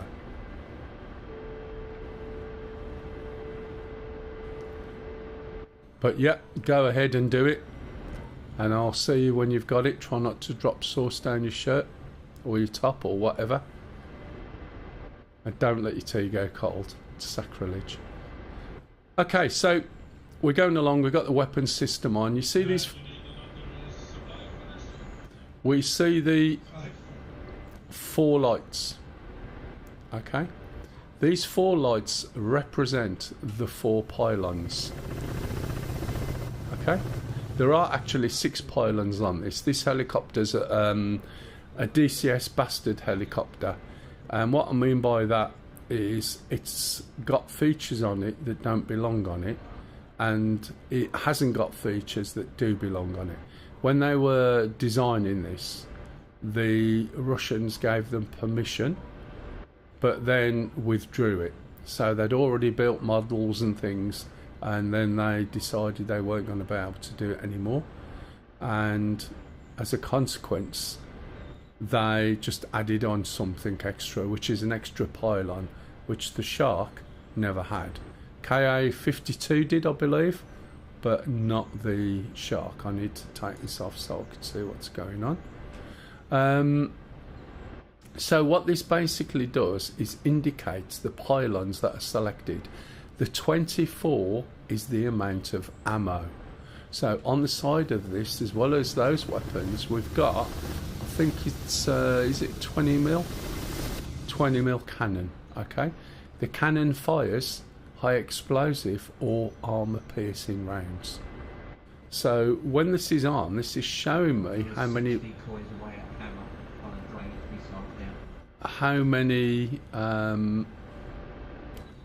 rounds I've got left, divided by 10, so that's 240 rounds.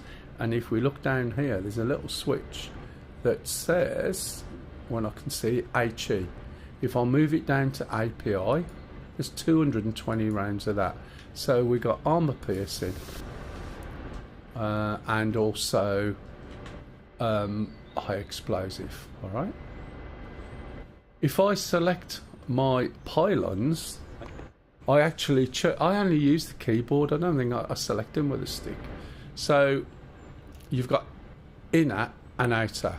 So this is outer, and you can see it's outer because the green light is now on, and this tells me I've got 12 missiles.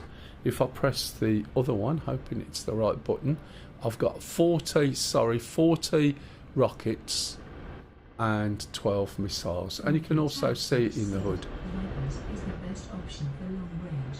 I find the K825 too complicated to do long range. Yeah. Get over 5 miles, but 12 rifles can be used like 10 miles. The Vickers has a range of about 7.1k. The KHs will actually go a hell of a lot further. The problem is there seems to be a bug, and there has been a bug in it for a long time, of where those KHs, the range isn't reflected properly in the hood. They do work and they're good for ships. It's a little bit complicated because this, I don't know whether it still is, I haven't looked. This is the wrong way round.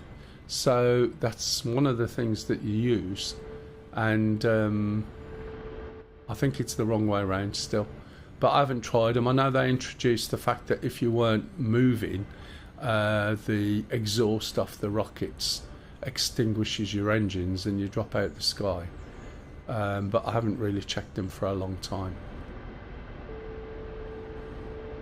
But these have a limited range. You can extend the range with height, but obviously it depends upon what it is you're going for.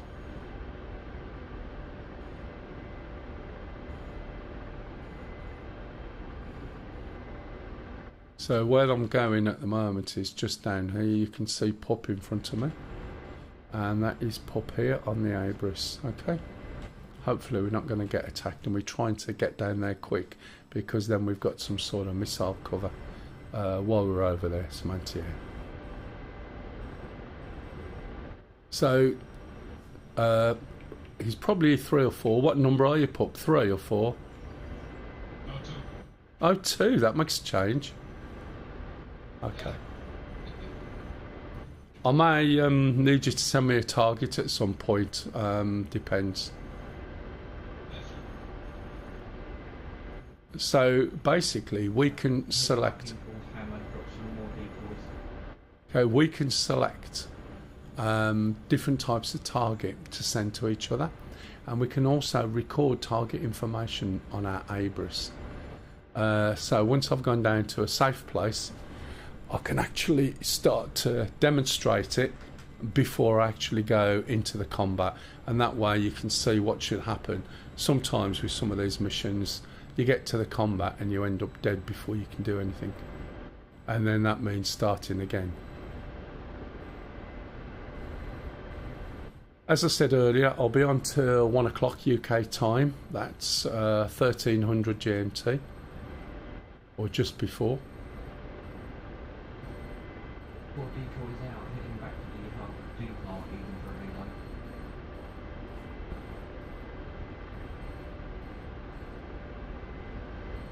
Right, I think there's sufficient people on for this. So there's a place on here called Abu Dhabi. I don't know whether you know that. Those that have been on before may be aware of this fact, but those who haven't, this is going to be completely new. So back in the, I think, 50s and 60s, and no, I wasn't alive in the 50s, a cartoon was released by Hanna-Barbera called The Flintstones, and I don't know why it caused such outrage, but the people in Dubai, they did not like the Flintstones, and it was banned. But apparently then the others in Abu Dhabi, right, the people there, sorry, I've messed this up. Yeah, it was banned in Dubai and they didn't like it, but the people in Abu Dhabi do, so it was allowed. Did you know that? Anyway, we're still on the way, and I completely messed that up. I do apologise. Just an interesting fact. It's one of those little things you do on the flight. This new LG monitor has more inputs, outputs than my PC. Do you like it? Have you got? Have you plugged it in yet? And have you got? Dare I say, cable coming? It was bad. It was a bad delivery, and the joke was good, but the delivery was pretty bad on that one. Right, we're nearly at the area that I want to be, and I'll demonstrate the weapons, and I'll probably fire one off.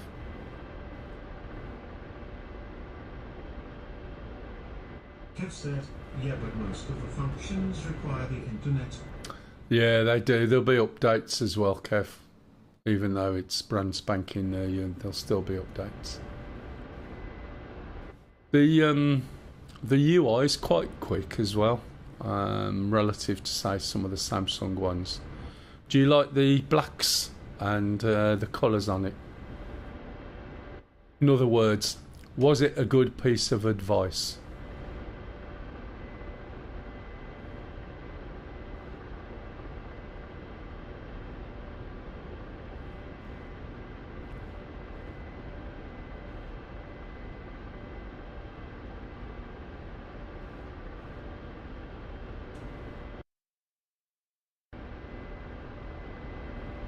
Alright, let's switch this off a bit.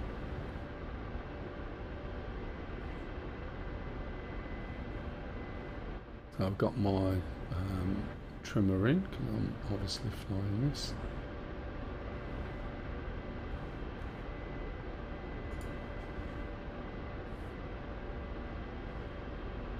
How far we got to go? 8 clicks. I only turned it on briefly last night.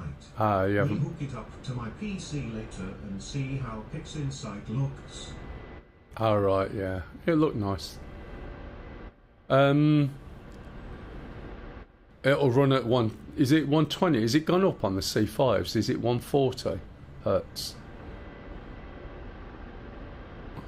Or is it still 120? I can't remember. The only thing I don't like, but then again, is what's that enhanced colour thing? I don't like it. It's too bright. 120, I believe. Yeah, right, still 120. Okay. Let's start slowing down.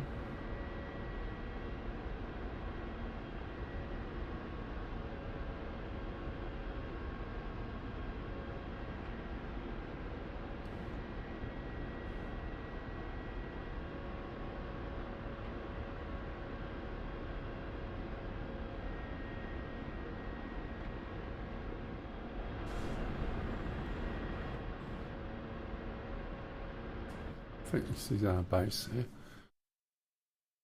Yeah, we're in the circle of it. So I'll just drop my undercarriage. And I'm going to hover. Right, let's have a look. Not sure where all our... Oh, there's some over there, look, see. Right, so let's have a look at the weapon system before I try and use them in anger. Now, one of the things that this is very good at, as is the Apache,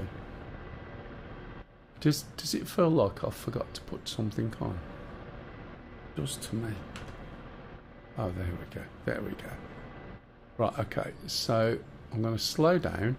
Now, this has got an auto hover. And you'll see how good the auto hover is in a minute, okay? So I'm pulling the helicopter back in the opposite direction of the stick, and I'm trying to get the speed here as low as I possibly can before I press the auto hover, okay? The reason being, you watch how quick this gets into a stable hover. That's a little bit too much there. Let's just pull this back a little bit. Checked. It's actually 144 hertz. Ah, there we go. I thought it had gone up. Okay, so that's quite good. Now I'm going to press the auto hover, and there's a couple of things that happen, right? You see the auto hover light come on, and look how quickly this is now in a hover. It switches on the fourth light, which is the altitude hold, and it's pretty stable, is it not? Okay. The reason it's so stable is it takes a GPS reading, or the equivalent of GPS reading, and then it uses its trimmer system to maneuver the helicopter and manage the position, right? So if it's windy, it will stay where it is. Okay. So this is how you would normally use the helicopter. It's like a sniper mode, not necessarily at this height. So let's put the visor on so we can see what's going on, okay? I can't see. There it is, the end of that. There we go. Right, so I'll put the weapon system back on. Right, and I'm going to choose my Vickers, okay? And I'm now going to release the Schwal. So if I remember right, the Schwal is using, is it O? Yeah, there it is. Okay. And when I do that, we've got a camera, he says. There. Okay. So the camera can move whatever you want it. It's on a gimbal. And this screen will kick in. So typically you'll be looking at this screen, and you can move this gimbal all the way over to here. Okay, you can see it on the Abris represented there. However, the helicopter is pointing in that direction straight ahead. The camera is pointing over there somewhere. these missiles are laser guided. The laser is this little dinky thing next to the Schwal. Can you see that? It's quite difficult because it's quite dark, right? And you can only fire the laser, the weapon, in what we call auto mode. Can you see this? Right? When the laser and the pipper are looking in the same direction, they're concentric. So if you're looking at the hood, and sometimes you'll look at it from this position, I always like to just zoom in here because I find it easier to look for targets, okay? You can see the helicopter's pointing one way and the Schwal is that way. So I haven't got a firing solution anyway. So what you can do, let's reset that with backspace, is before you do this, there's something on the helicopter called auto turn. So we're going to press auto turn, and now I'm going to release the Schwal again. Okay, you can see the helicopter jiggles a little bit, but here's the camera. Now normally, I don't know whether you noticed, there was a box around, and that box is the limits of the gimbal. But now we've got auto turn on. As I move this over, every time I let go, watch the helicopter, it turns to look in the direction where the Schwal is looking. Okay? I can go all the way around 360 degrees. If I look down here, I don't need to worry about where my helicopter is, because it's just going to look where I'm looking. So if I look down here and see something, right, the helicopter's following with me. So it's not going to suddenly stop, and I can see it's following with me because of this. These are the limits of the gimbal: up, down, left and right. Okay? Now the other thing I've got is a wide view and a narrow view. So there's the view, and there's the other one. Just for the benefit of Santa, if he's still here, these are the controls here. Okay, and then we've also got a TV target decrease and increase. So I'll show you that on here, because ideally, see this there, we want to be putting that nice and small on the target. There's another piece to it, and that is the range. What is the range of what I'm looking at? And we do that using the laser. Down on the left hand side is the laser, and we can enable that. I have a switch assigned to it, as you can see. Okay, and that switch for the laser is there. Laser standby switch, right shift and O, or whatever button you set. So make sure it's off for now. So when you've got that set, when you've got a target and you lock that target, especially with your weapon selected, right, let's go and find, we're going to see if we can find out what the range of that is. Let's press the proper button, shall we? Let's have a look, find something we can lock onto. Don't know whether it'll pick the tree up, but we'll try. Don't think it is at the moment, is it? Oh, laser, dozy. Okay, and you can see those are his decoys. I've got a range, okay? And as I move around and we look, we can see when we lock again what the range is. 1.9k. And bearing in mind we got a range of about we've got a range of 7.1. Now I'm locked on that target, okay? If we go down to here, it's a little bit closer. Is there a lock on there? Yeah. Let's look in the hood. So in the hood, this is my Vickers target pipper. And if I zoom in, right, the outer ring is my range. It tells me it's 7.2. This is the minimum range, this is the maximum range. As I move the camera around, by the way, once you're locked, you need to hold your lock button and move it. Can you see that the line is changing? Right? It'll change when I lock again. There we go. Can you see? So we can see when it's outside the range and inside the range. So if I find something, let's have a look, see if we can shoot at it. We'll go to these buildings. Okay. See the way the helicopter turns round? So we locked onto something and it's 13.5 kilometres away. So what I'm going to try and do is fire. And nothing happens. Now when you fire, it's usually your trigger on your gun. You hold it down and it will fire. But it's not letting me fire. For it to work, right, I need there to be a C. Now I'm holding the lock button to change my target. And I'm going to go on the base of this pylon. Okay. Now we're just over minimum range, right? And if we look at this, right, this is where the laser's pointing, this is where the missile's pointing, and I'm going to try and fire. And it's not letting me fire. And the reason it's not letting me fire is there's a discrepancy between the pipper and the laser.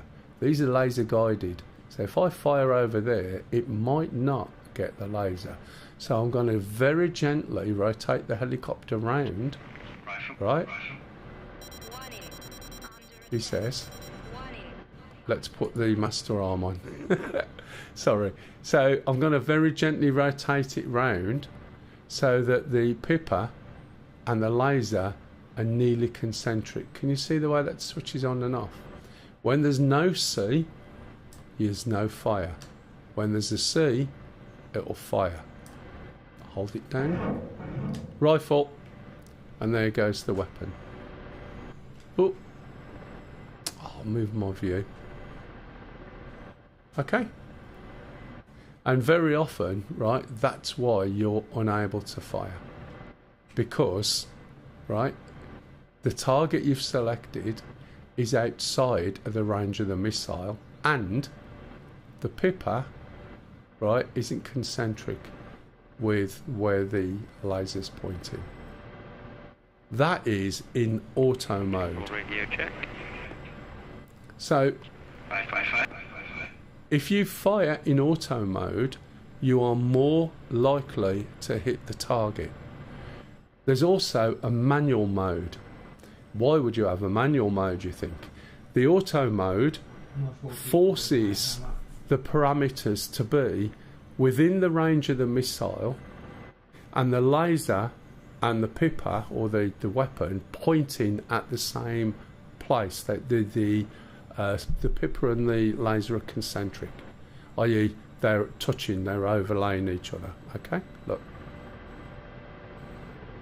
In manual mode, it switches off all of those parameters, and now we've got a C, right?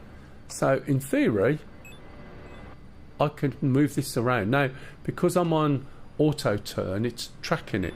So if I switch auto turn off and I put my laser somewhere else, right, you'll see there's a box appears there. Okay, that is off the hood. When you've got your camera on the hood visible, the box disappears. So if I put my Schwal over there and say I lock on this target, oh, that's the one I shot earlier, isn't it? Look, I actually destroyed it. That surprised me. I thought I'd go through it. I can now still fire my missile, but look where I'm pointing with the missiles, way, way, way away. Watch. Rifle. So what's the missile firing? Absolutely nothing. If I can catch it before it lands. That's not mine. Bugger. That's not mine. Right. My missile's already gone and just plopped to the floor. There's no laser for it to lock onto, so that's what you've got to remember. Okay? Does that make sense? Now I'm going to put it back onto auto mode. And if I want to select rockets, I literally just press the other station. And if we look carefully, let's bring the Pipper back so we haven't got the box on the hood. The targeting system's the same. Minimum distance for rockets, maximum distance for rockets. Okay. If I switch on the cannon, okay, then we've got exactly the same. Minimum distance and maximum distance. And when it's on auto mode, I'm not going to be able to shoot. So, right, shoot, sorry, if we're over the range. So I can fire my cannon there. Come on. Should be able to fire my cannon there. It's not letting me because it's probably too far down. Or I haven't got my laser on. Nope. Let's have a look. Probably because I haven't got anything selected. Let's find something. Even if it is a tree. It's not going to let me, is it? But, oh, there we go. But that'll fire up to 4.1k. Okay? And that's literally how these weapons work. The other thing we can do, which is a really good thing, is we can find a target and we can save that target, right, to the Schwal. Let's switch the gun off. Let's go and find a target.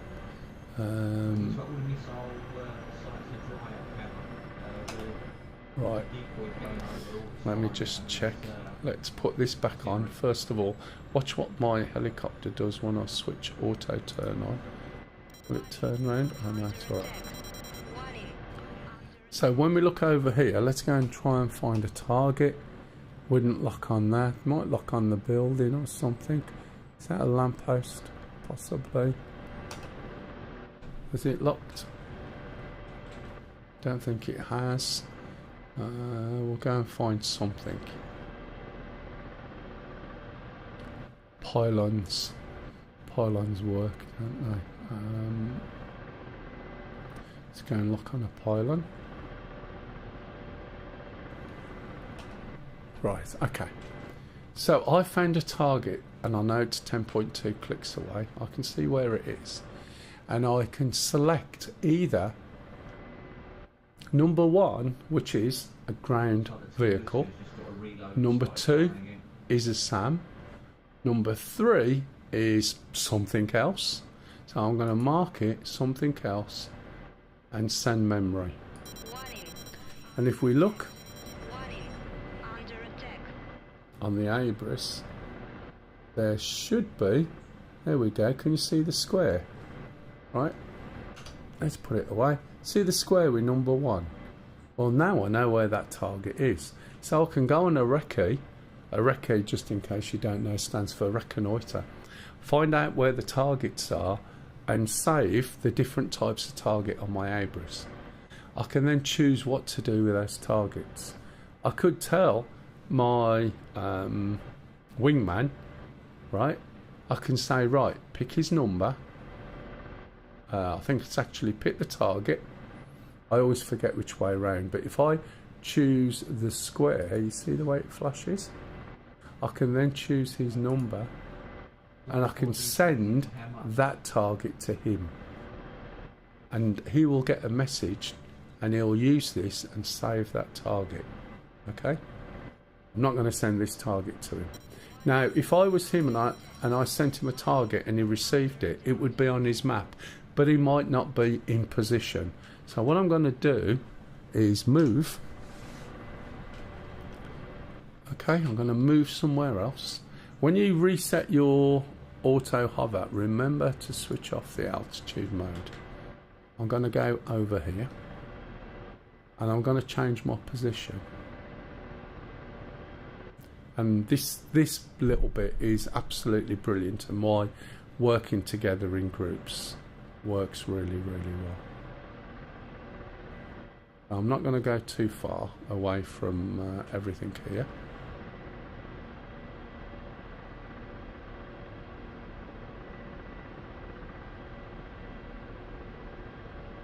Right, so I've obviously moved, and I'm obviously pointing in the wrong direction. Let's move that over a little bit more. Let's slow down. Hope I'm still in the safe area. Warning, under attack. Warning, under attack. Little bit of wobble there, being a little bit aggressive on my collective. So I'm just slowing it down.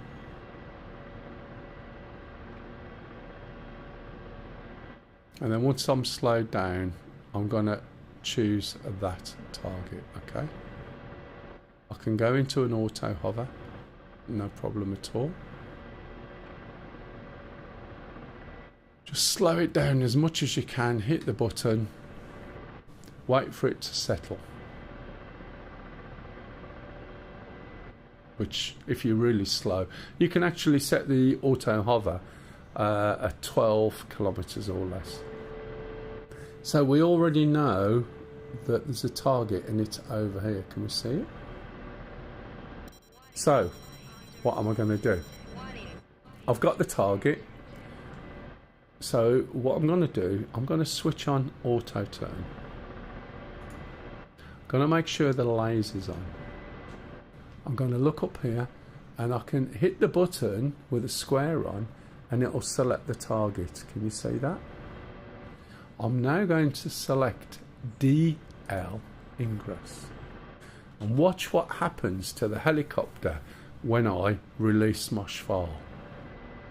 The camera jumps straight to the target area. The helicopter rotates round to the target area, and if we look, I am pointing at the target from my new position. So once I've chosen my targets, I can basically set them onto the Abris, okay, and just maneuver around and then point at the target. If Pup sent me a target and I saved it, I could do exactly the same thing, and that is a really, really good feature. Okay, Santa, if you're still there, you're probably asleep, but if you're still there, you got any questions?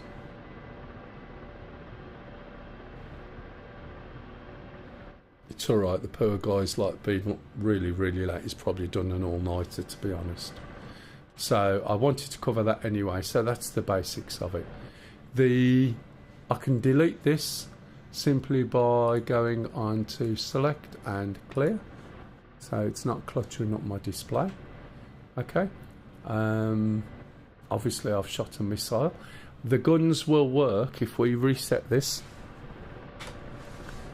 If you lift up the safety, the gun will work and allow you to fire at that point. So if you're low level and you're flying around and you've got something in front, you can just shoot at it. But when you're manoeuvring, you need to be holding the trimmer. Notice how altitude and speed and that disappears when you've got some of these selected. Okay, anyone got any questions?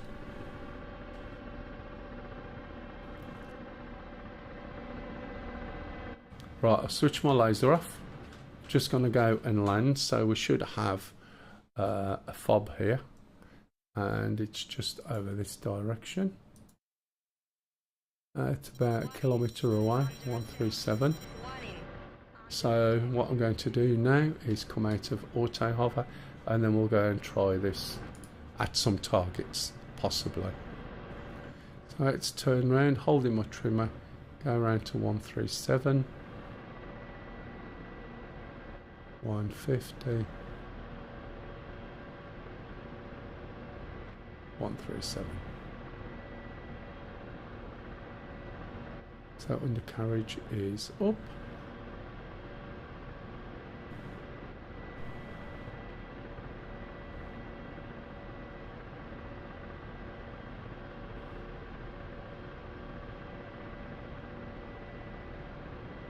I should be able to see where the pad is, but as long as I'm in the right direction, which is where those vehicles are, I think. Let's pop this back up so I can see better. There's the, I think that's the bunker. See the tent of the pads there, yeah, there. I'll just slow down. You can change the contrast and the brightness of the view that you get. Unfortunately, there's no white hot, black hot or anything like that. That's one of the things that was due to come onto this helicopter, to be fair. But it was, as I said, permission was removed.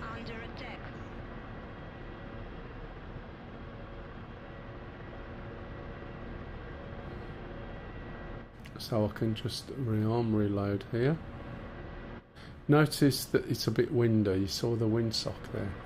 One thing you've got to be careful of with auto turn is if you're moving your camera in the direction into the wind, then you're fine.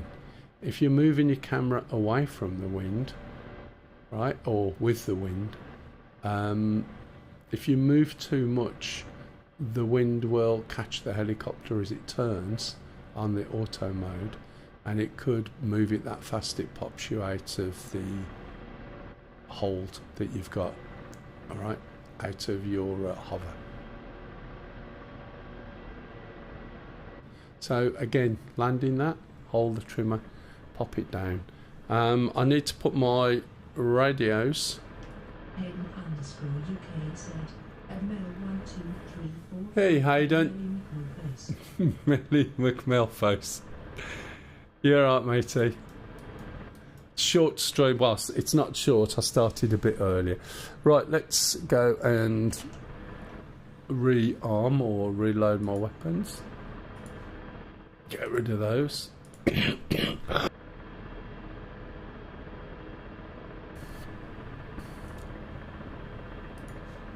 Okay, move this up. I say okay. Make sure we get a copy. If we don't get a copy, we won't get anything. If you notice, you'll see the fuel. Oh, you would do if we could see it. There it is. Increasing. So if that's still increasing, you're not going to get your weapons until that's done.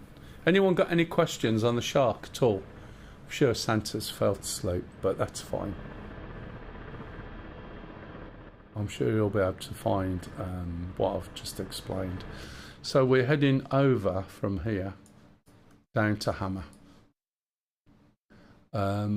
Where's Pup's over this side? So he's trying to get in. And if I remember, let's have a look at the range from the centre of the airport. 6k, 7k. He's nearly in range. Missile at your Pup. Did it get you?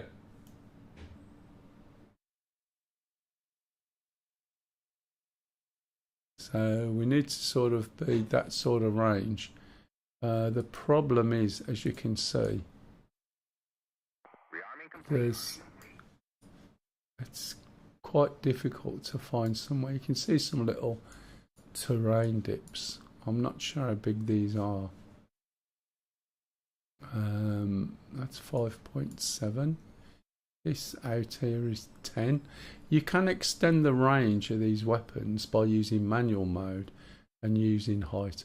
It might be an idea to try and get in somewhere over there and go around, but I don't know. Let's give it a try out. So I've got to come from here, go round that way. Let's try and avoid being shot. Right, I've got my weapons reloaded. I've got my fuel. Where am I? I'm here. I need to fly down. There's a ridge down here. If I follow this ridge down, maybe, which is 218. Right, let's lift up.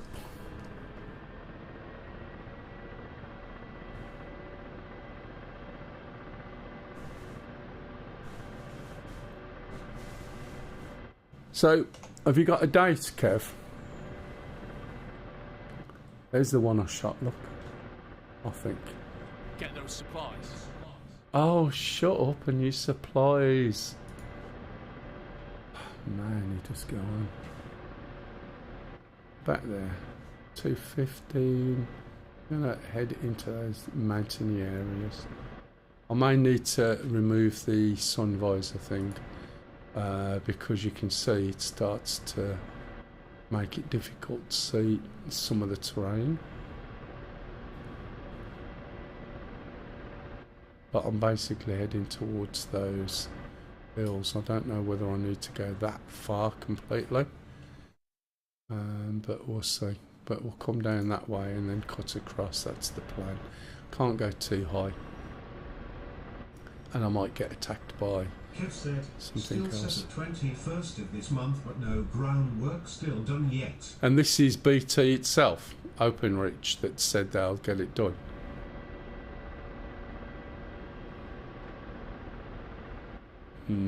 Yeah.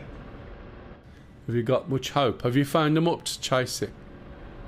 They'll come up with some excuse. Yeah, I need to take that off, to be honest. Under attack. Warning. Anyone else rifling?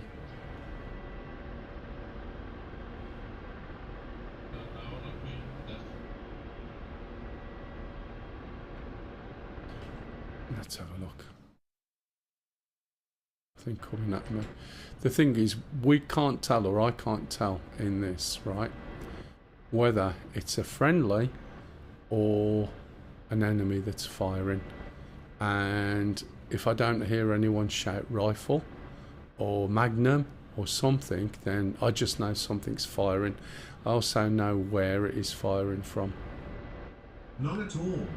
I thought they had started, but they did a house 4 doors away. We'll chase again next week.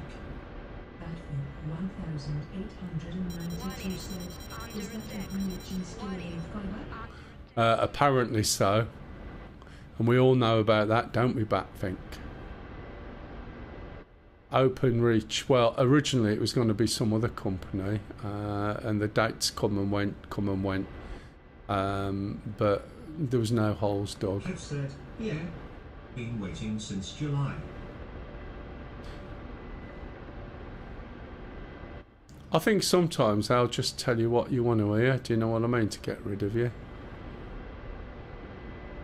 I'm not boasting, but the company that I had were, yeah, we'll do it, and everything's like done. From the original phone call to the service in 2 weeks.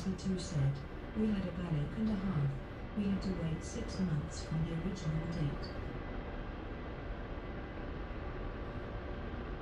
It Kev is. said, you fibre have been bought out by Virgin, I believe. Oh, you're joking, really? That doesn't surprise me. I didn't know that.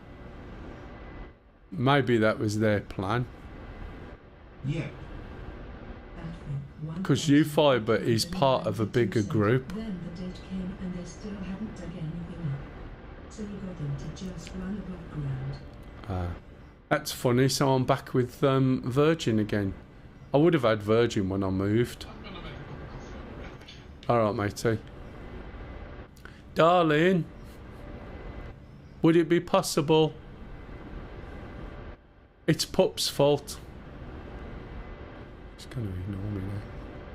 Hopefully I'll get there in time because I haven't got too long. You can see I'm quite close. I've also got to be careful because I'm quite low. I am quite close to the target area. So there's a good chance I might end up shot.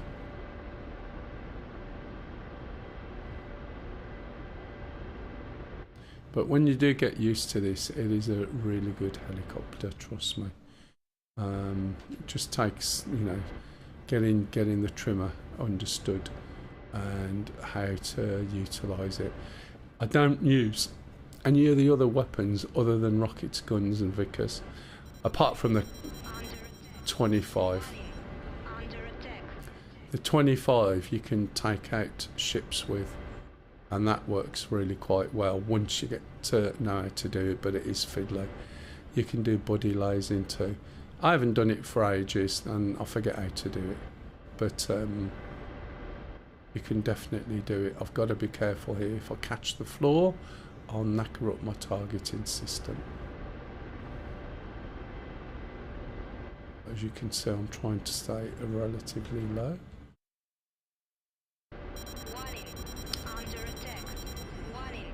Under attack.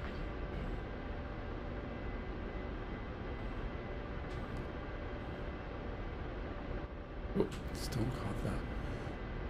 I'm going to say, why can't I see things? And then I realise that I've got my head tracking paused.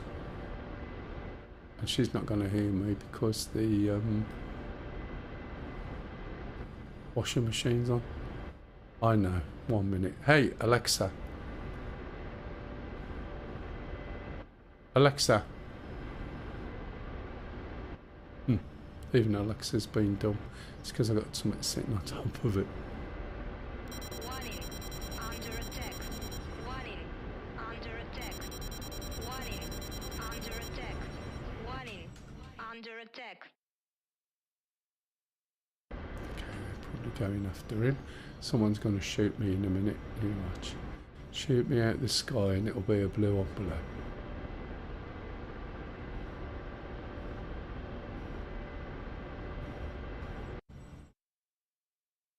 Right, I'm going to have to slow down.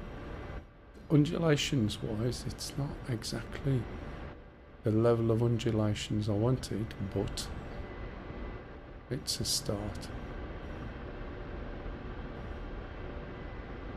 You can see the ground rises and drops a little bit. So I'm going to pull up over there, round behind those trees, maybe, with this little bit of a slope. We'll see what happens. I'm still holding this trimmer down, by the way, while I'm flying this, so the trimmer's completely disengaged. As I said, when you want to maneuver, you need to hold it, and it's not a problem if you put it in the right place. So I use a Warthog joystick, so normally the button I'm using is always my trimmer, because I can use my thumb without changing the grip on the stick, if that makes sense. Okay.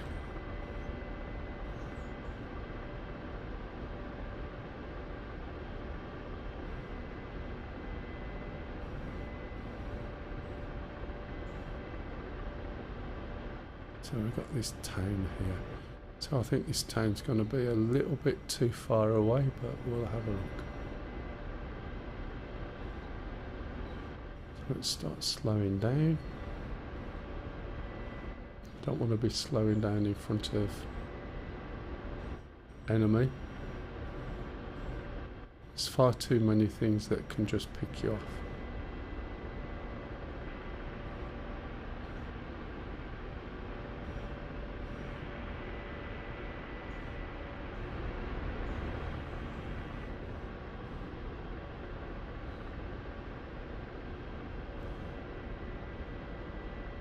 Yeah, that's fine. So there's two jets coming up.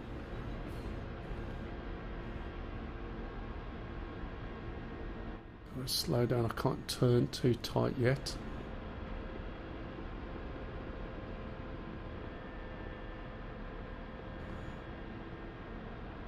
I don't want to drop too fast.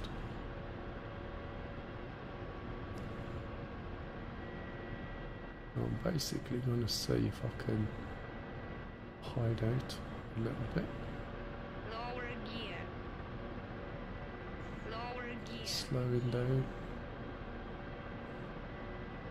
Lifting my nose up, dropping the collective at the same time, so I don't go racing up. Right, changing my head position. Why am I so low? There we go. Right. So I'm just trying to use some of this terrain to disappear into. and I've just got to be extremely careful.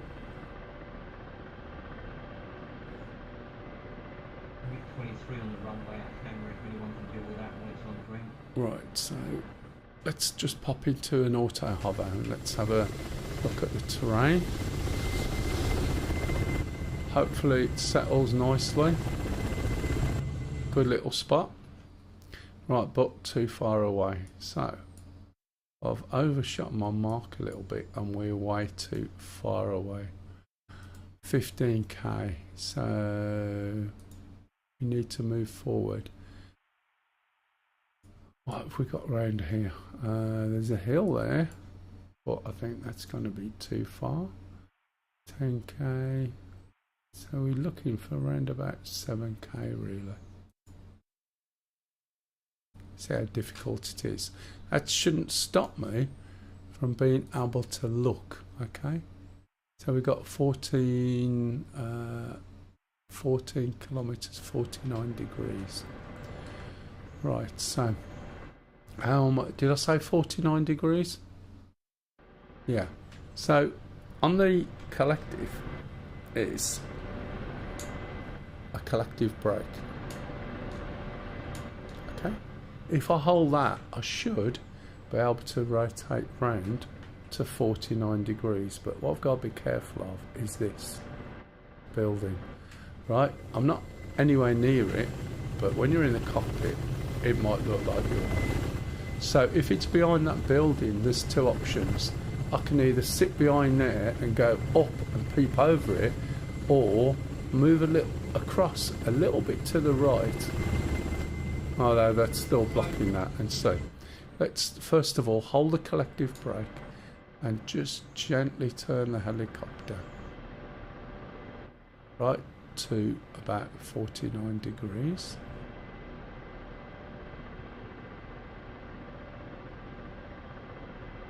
Actually, I don't think it's going to be as bad as I thought. Then I'm going to reset the trimmer to that position. Okay. Hold that there, give it a second. Should settle.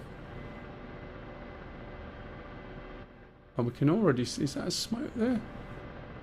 Possibly. So let's... Stick success said.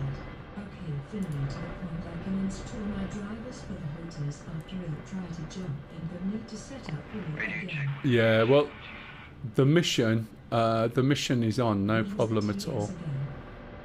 TS type... exclamation mark TS3. Right, let's have a look, see what we can see. This might not be close enough. There's another hill there. Whoop. Also, one of the things I needed to do is make sure this is switched back, which I forgot. Okay. Also, if I go to adjust controls, I'm pretty sure... Did I set one for this? No. So you do a search, right? And you put in VoIP. And as long as everything else is set up... let's try this. 124 radio check.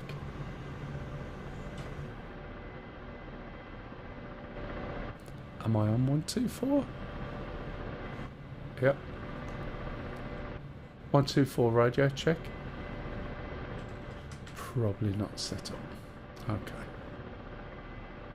Right, so you can see when I'm looking on the Abris. Pop is really close. I'm going to pop that out and it's all there. So I'm possibly looking too far away. Whether I'll get around to firing anything, I don't know. Let's have a look.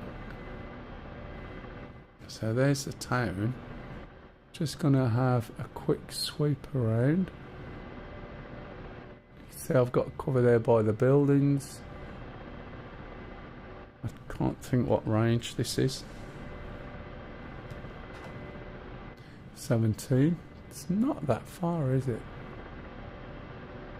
So what is this? 7. Rifle T-72.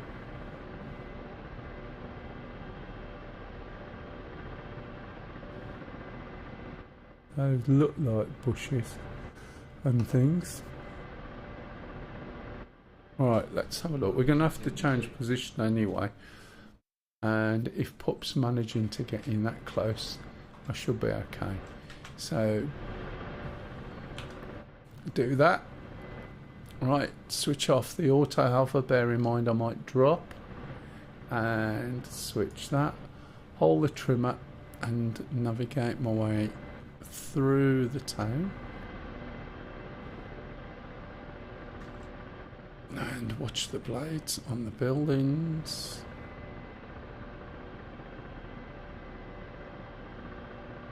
And then I'm going to have to drop as soon as I'm over here.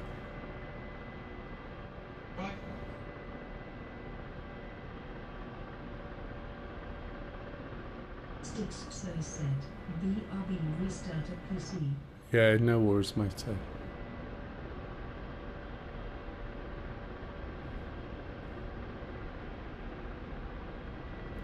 So bear in mind I'm heading straight towards the enemy target. I don't think I've got that on my waypoint, so I'm going to stick it on because that's going to help me.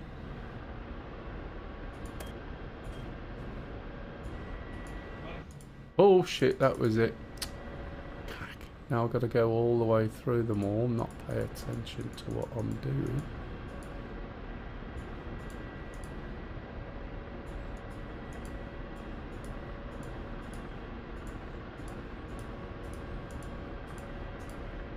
And there's a lot of targets to go through. Probably a quicker way. Never really looked. I could probably select it off one of the screens. Is that it? No. No. Warning. Under attack. That's pop fine. I'm going to have to slow down. Can't be doing this, can I, when I'm flying towards a target? Probably not the best recommended thing.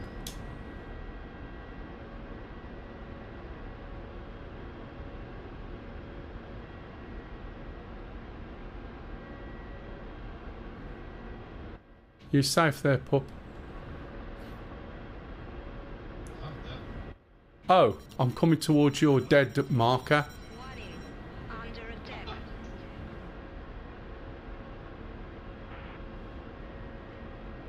I think I'll slow down and wait a bit. Let's get some cover.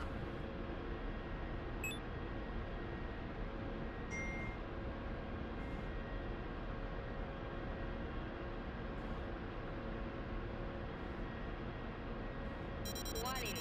Under attack. Warning. A good chance that might be for me.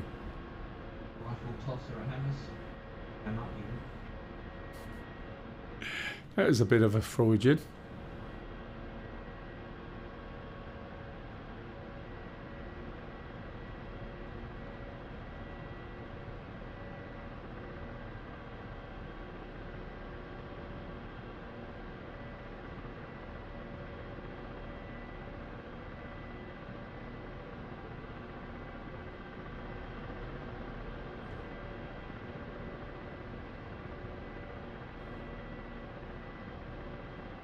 I need to get a bearing. I need to set the target first of all so I know where I'm going. Under attack.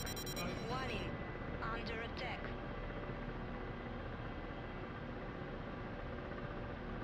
I'm just slowing that down, hit the button. Don't go up anymore. Right. Let's go and find Hammer Son here.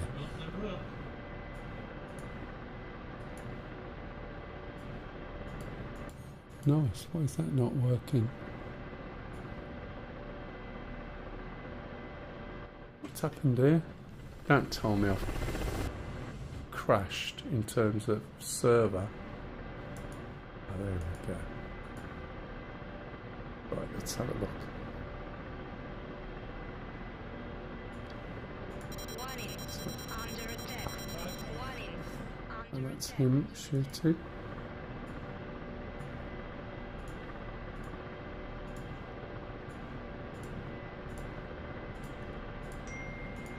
Just a minute.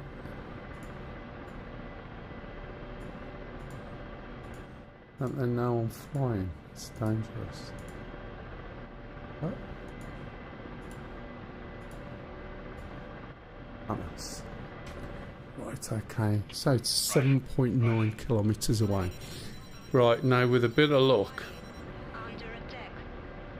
Oh, Jesus. That's Yodel. How did we deliver your parcel? Warning. Under attack.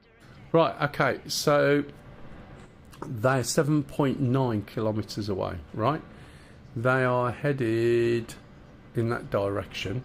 So again, what I should be able to do is turn around.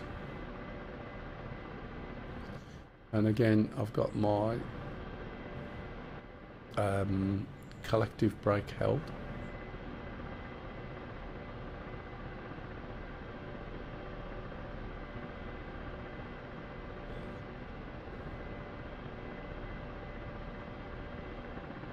I've got a couple of planes coming at me, so I might end up quite dead. I'm going to set my thingamajig. Under attack. Warning. Under attack.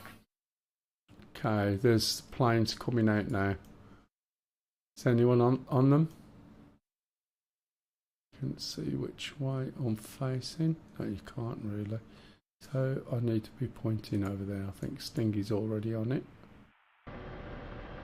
So let's have a look, see if I can see anything, shall we?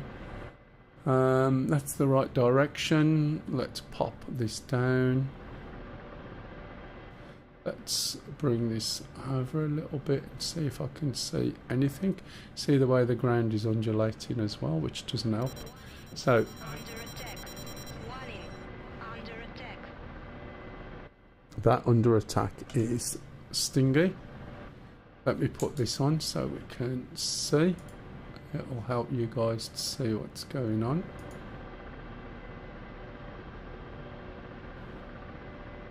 And I also need my auto turn. Hey, Stixie. There we go.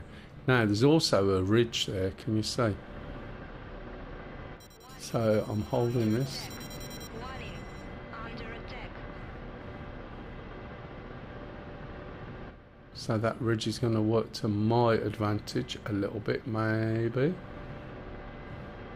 Don't kill the building, Sting.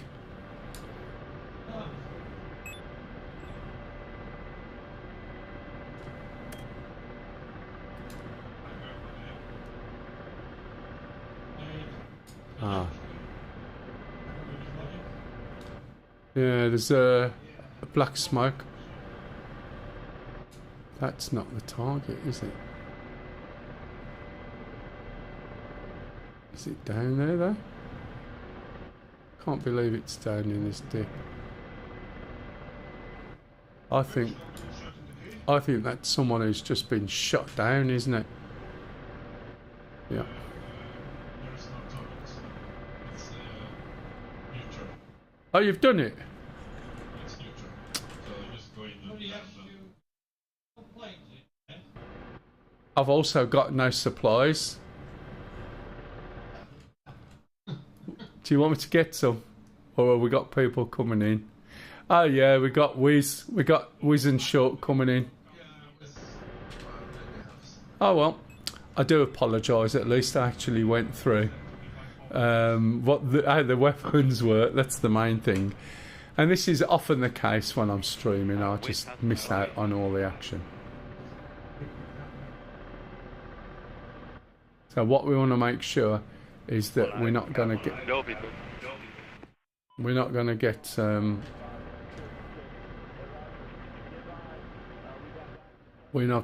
any enemy coming in. So let's switch that off. Let's switch that off. You can leave altitude hold and it'll just carry on in its own way.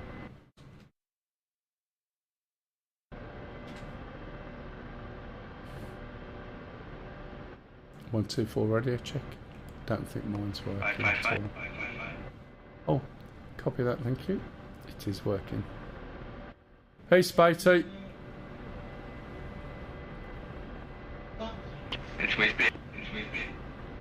Oh, hey, Wiz. And Spatey, by the way. I know Spatey's on. What up?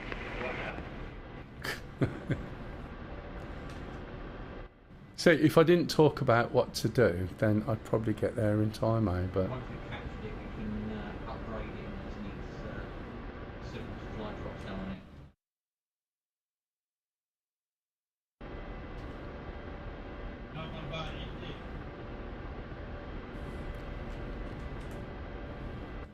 what was the question? Yeah, you can go to India and you can get supplies and stuff like that. You can't take off from there, I don't think. Oh, you can spawn at India.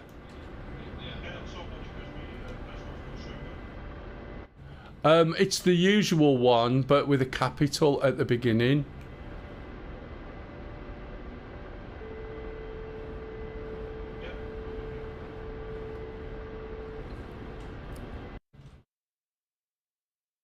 What time is it? 12:28. Got Romeo behind. We've also got this down here and that down there. Oh, here's the base.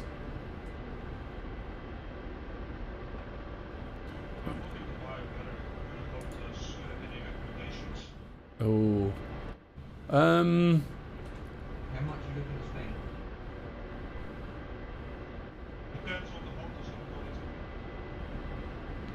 If you want the best, go for the vertical stuff. Yeah. Really, really good quality, and their support is absolutely outstanding. Or alternatively, there's Wing. There's quite a few people here got Wing stuff as well. It's cheaper. It's great while it's working, as soon as it doesn't, their support absolutely blows. Build quality seems good. Lucy's got a Wing joystick.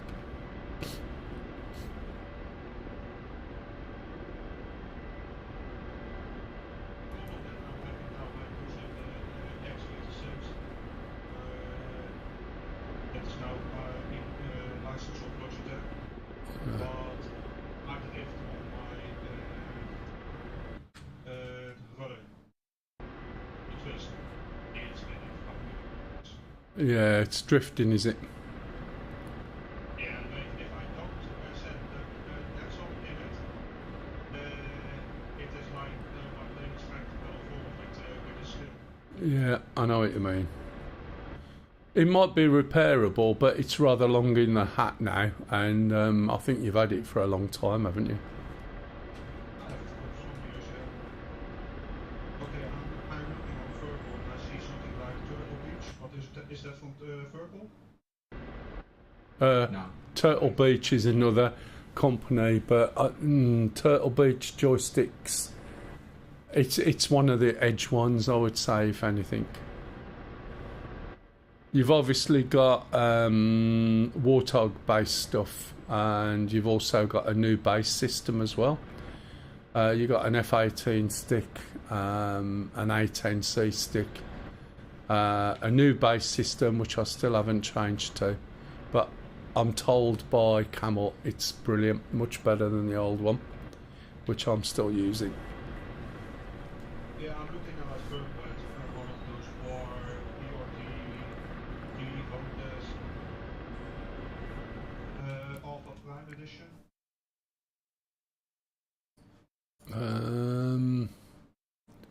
Right, so this is captured. MiG's coming in. It's combination. Right, let's have a look. Stick with What we got at Romeo. I wouldn't worry about the carbon. Let's go over, shall we? The nose and the standard alphas is they're made out of metal. So it's 257. really It's no not difference. too far away. Let's go over there.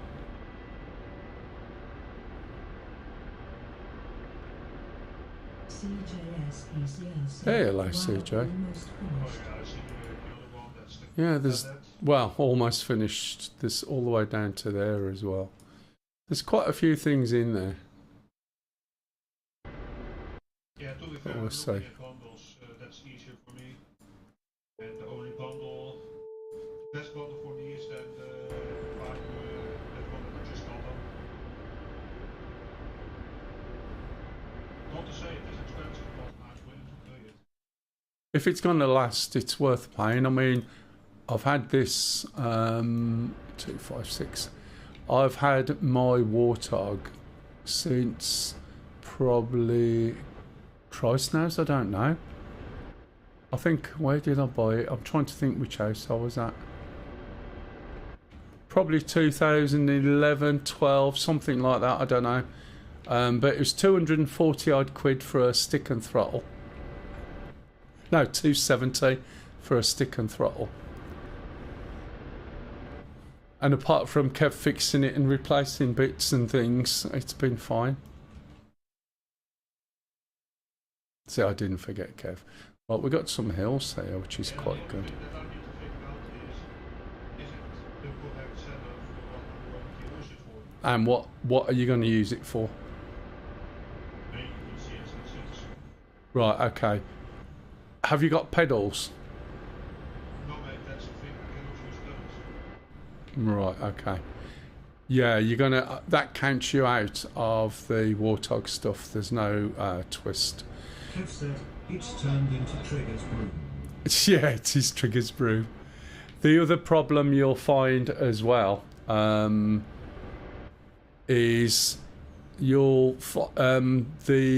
Wing stuff. They do a stick which is really good and with an Orion 2 base, and they offer a little Z-axis twist grip attachment that you pop into the base and then put your stick on that, and that's what the plan was for lease. But ever since we bought leases a few months ago, that thing has never ever been available. It's always out of stock. So I don't think they make it anymore, I don't know, but they don't say that. So she's got to stick without a twist grip. So I've got to try and somehow get her feet to stretch down to pedals. Make her a special box. You right, darling? Don't know where she is. Probably asleep. Can't hear because of the washing machine, which means I won't get a cup of tea. So these hills, with a bit of luck, are these hills, and that means we'll get an oversight over there to Romeo.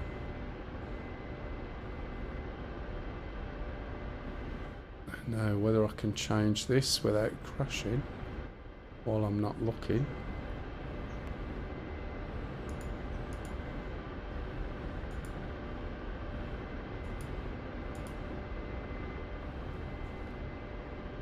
Should be alright. Let's just adjust that there.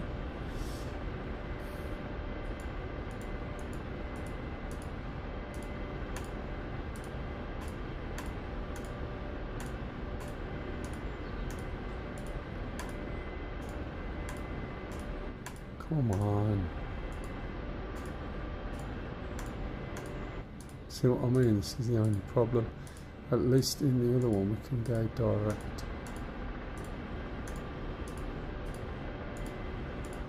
Well, it appears that helicopters and A-10s are now open season for their aircraft as well, so presumably at some point during the campaign it's switched and yeah, we can get shot down there. Yeah, I did discover that one earlier.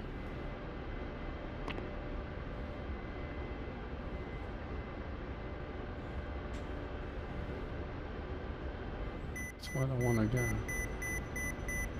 That's me overstraining, so remember, just hold the thing, pull back, drop collective. Press, you see where it says dynamic spawn? You pick the airport on the left, then dynamic spawn, and then change the aircraft to the one that you want. Confused the hell out of me as well for a long time. Pardon? Okay. Okay, so choose dynamic. and on the left it should show you all the airports that you can spawn from. So choose Hamas.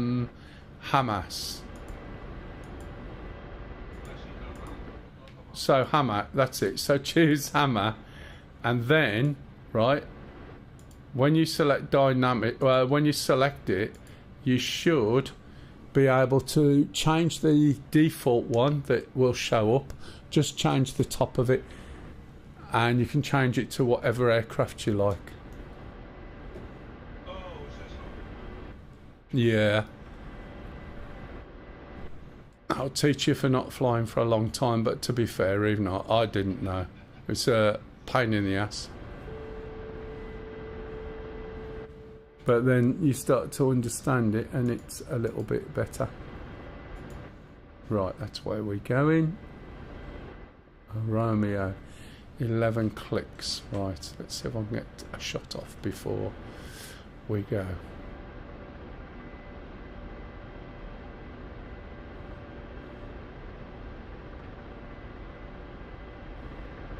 Fuel wise, I'm okay. Might have to drop this so I can see the mountains. I can turn it up a little bit more brighter. No, don't know whether. No, God, that's not going to help. No, it doesn't help at all, does it? Wow. I've got something after me. Oh, shit. It's before... This is before the mountains. If anyone's coming here, I'm going to be dead. I thought it was after the mountains.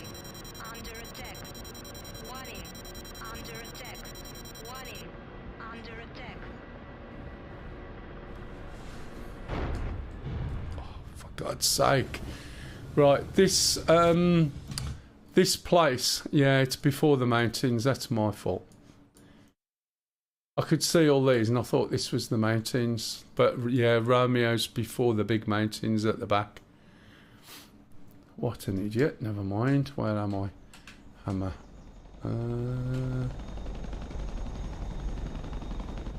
I don't think there's a lot I can do, is there?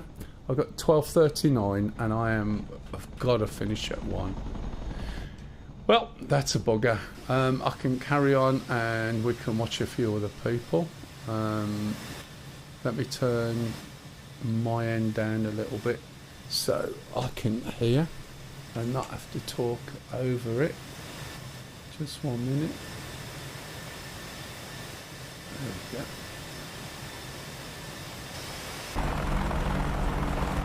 And we'll just have to watch somebody else go and do it.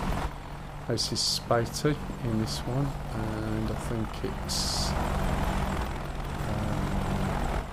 Whizbits in there.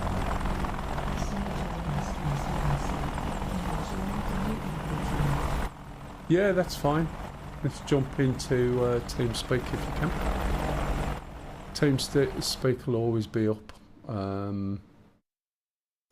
haven't got anyone coming in. You got an MI8 coming into Hammer.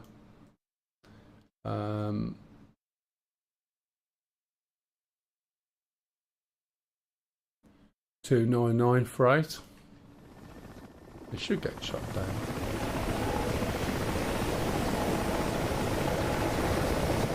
Let's switch this off a little bit. I'll pass all you guys on after. Has anyone got any questions? As I said, I am going to have to wind up soon anyway. Anyone got any questions? Anyone need any help with anything that I can help with? I don't know anything, believe me. But I know little bits. I'll stream Star Citizen tomorrow. Hey CJ.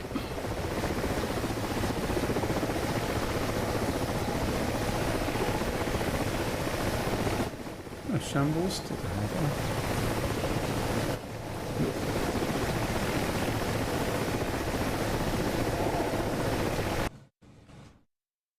It's moving in quite close. Is anyone going to spot it, or is it just going to be shot? Okay. you've got an MI8 coming into Hammer, and it's now 3 kilometres. No, yeah, 3 kilometres away, coming in from 298. So I'll probably come in and try and shoot something or drop some troops or something.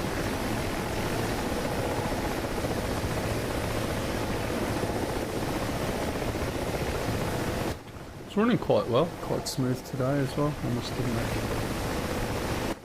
Are you going to phone them, Kev, and just see if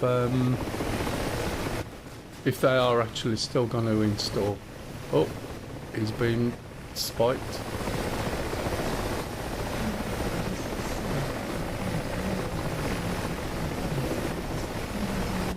Yeah, this one. If you give me a minute, I'll tell you what it's called. But this is really difficult, possibly with one person. But there's a whole range for different maps as well. There's an A10 going. What the hell is he doing? Yeah, you got this MI8 landing just off the runway in Hammer. I'm not sure what he's dropping, but he's going to drop something, so be warned. Just 1 minute.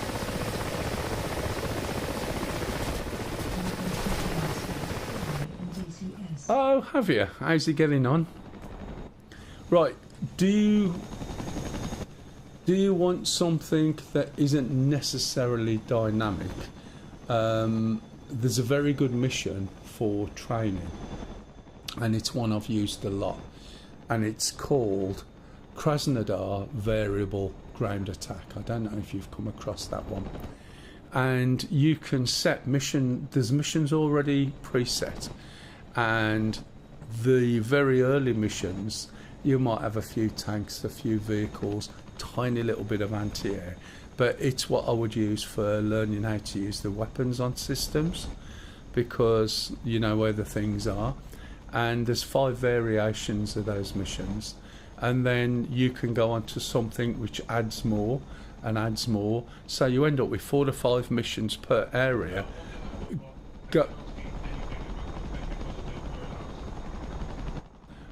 It sounds like you've set something to medium, which is your textures. Yeah. So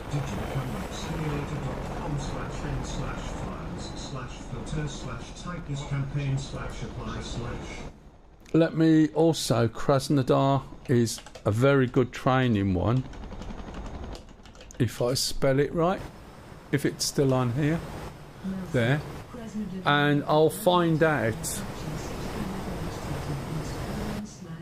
It's alright, Kev. It's supposed to be switched off, but there was an update to the software and it reads everything out, so don't worry. So let me try and find this name.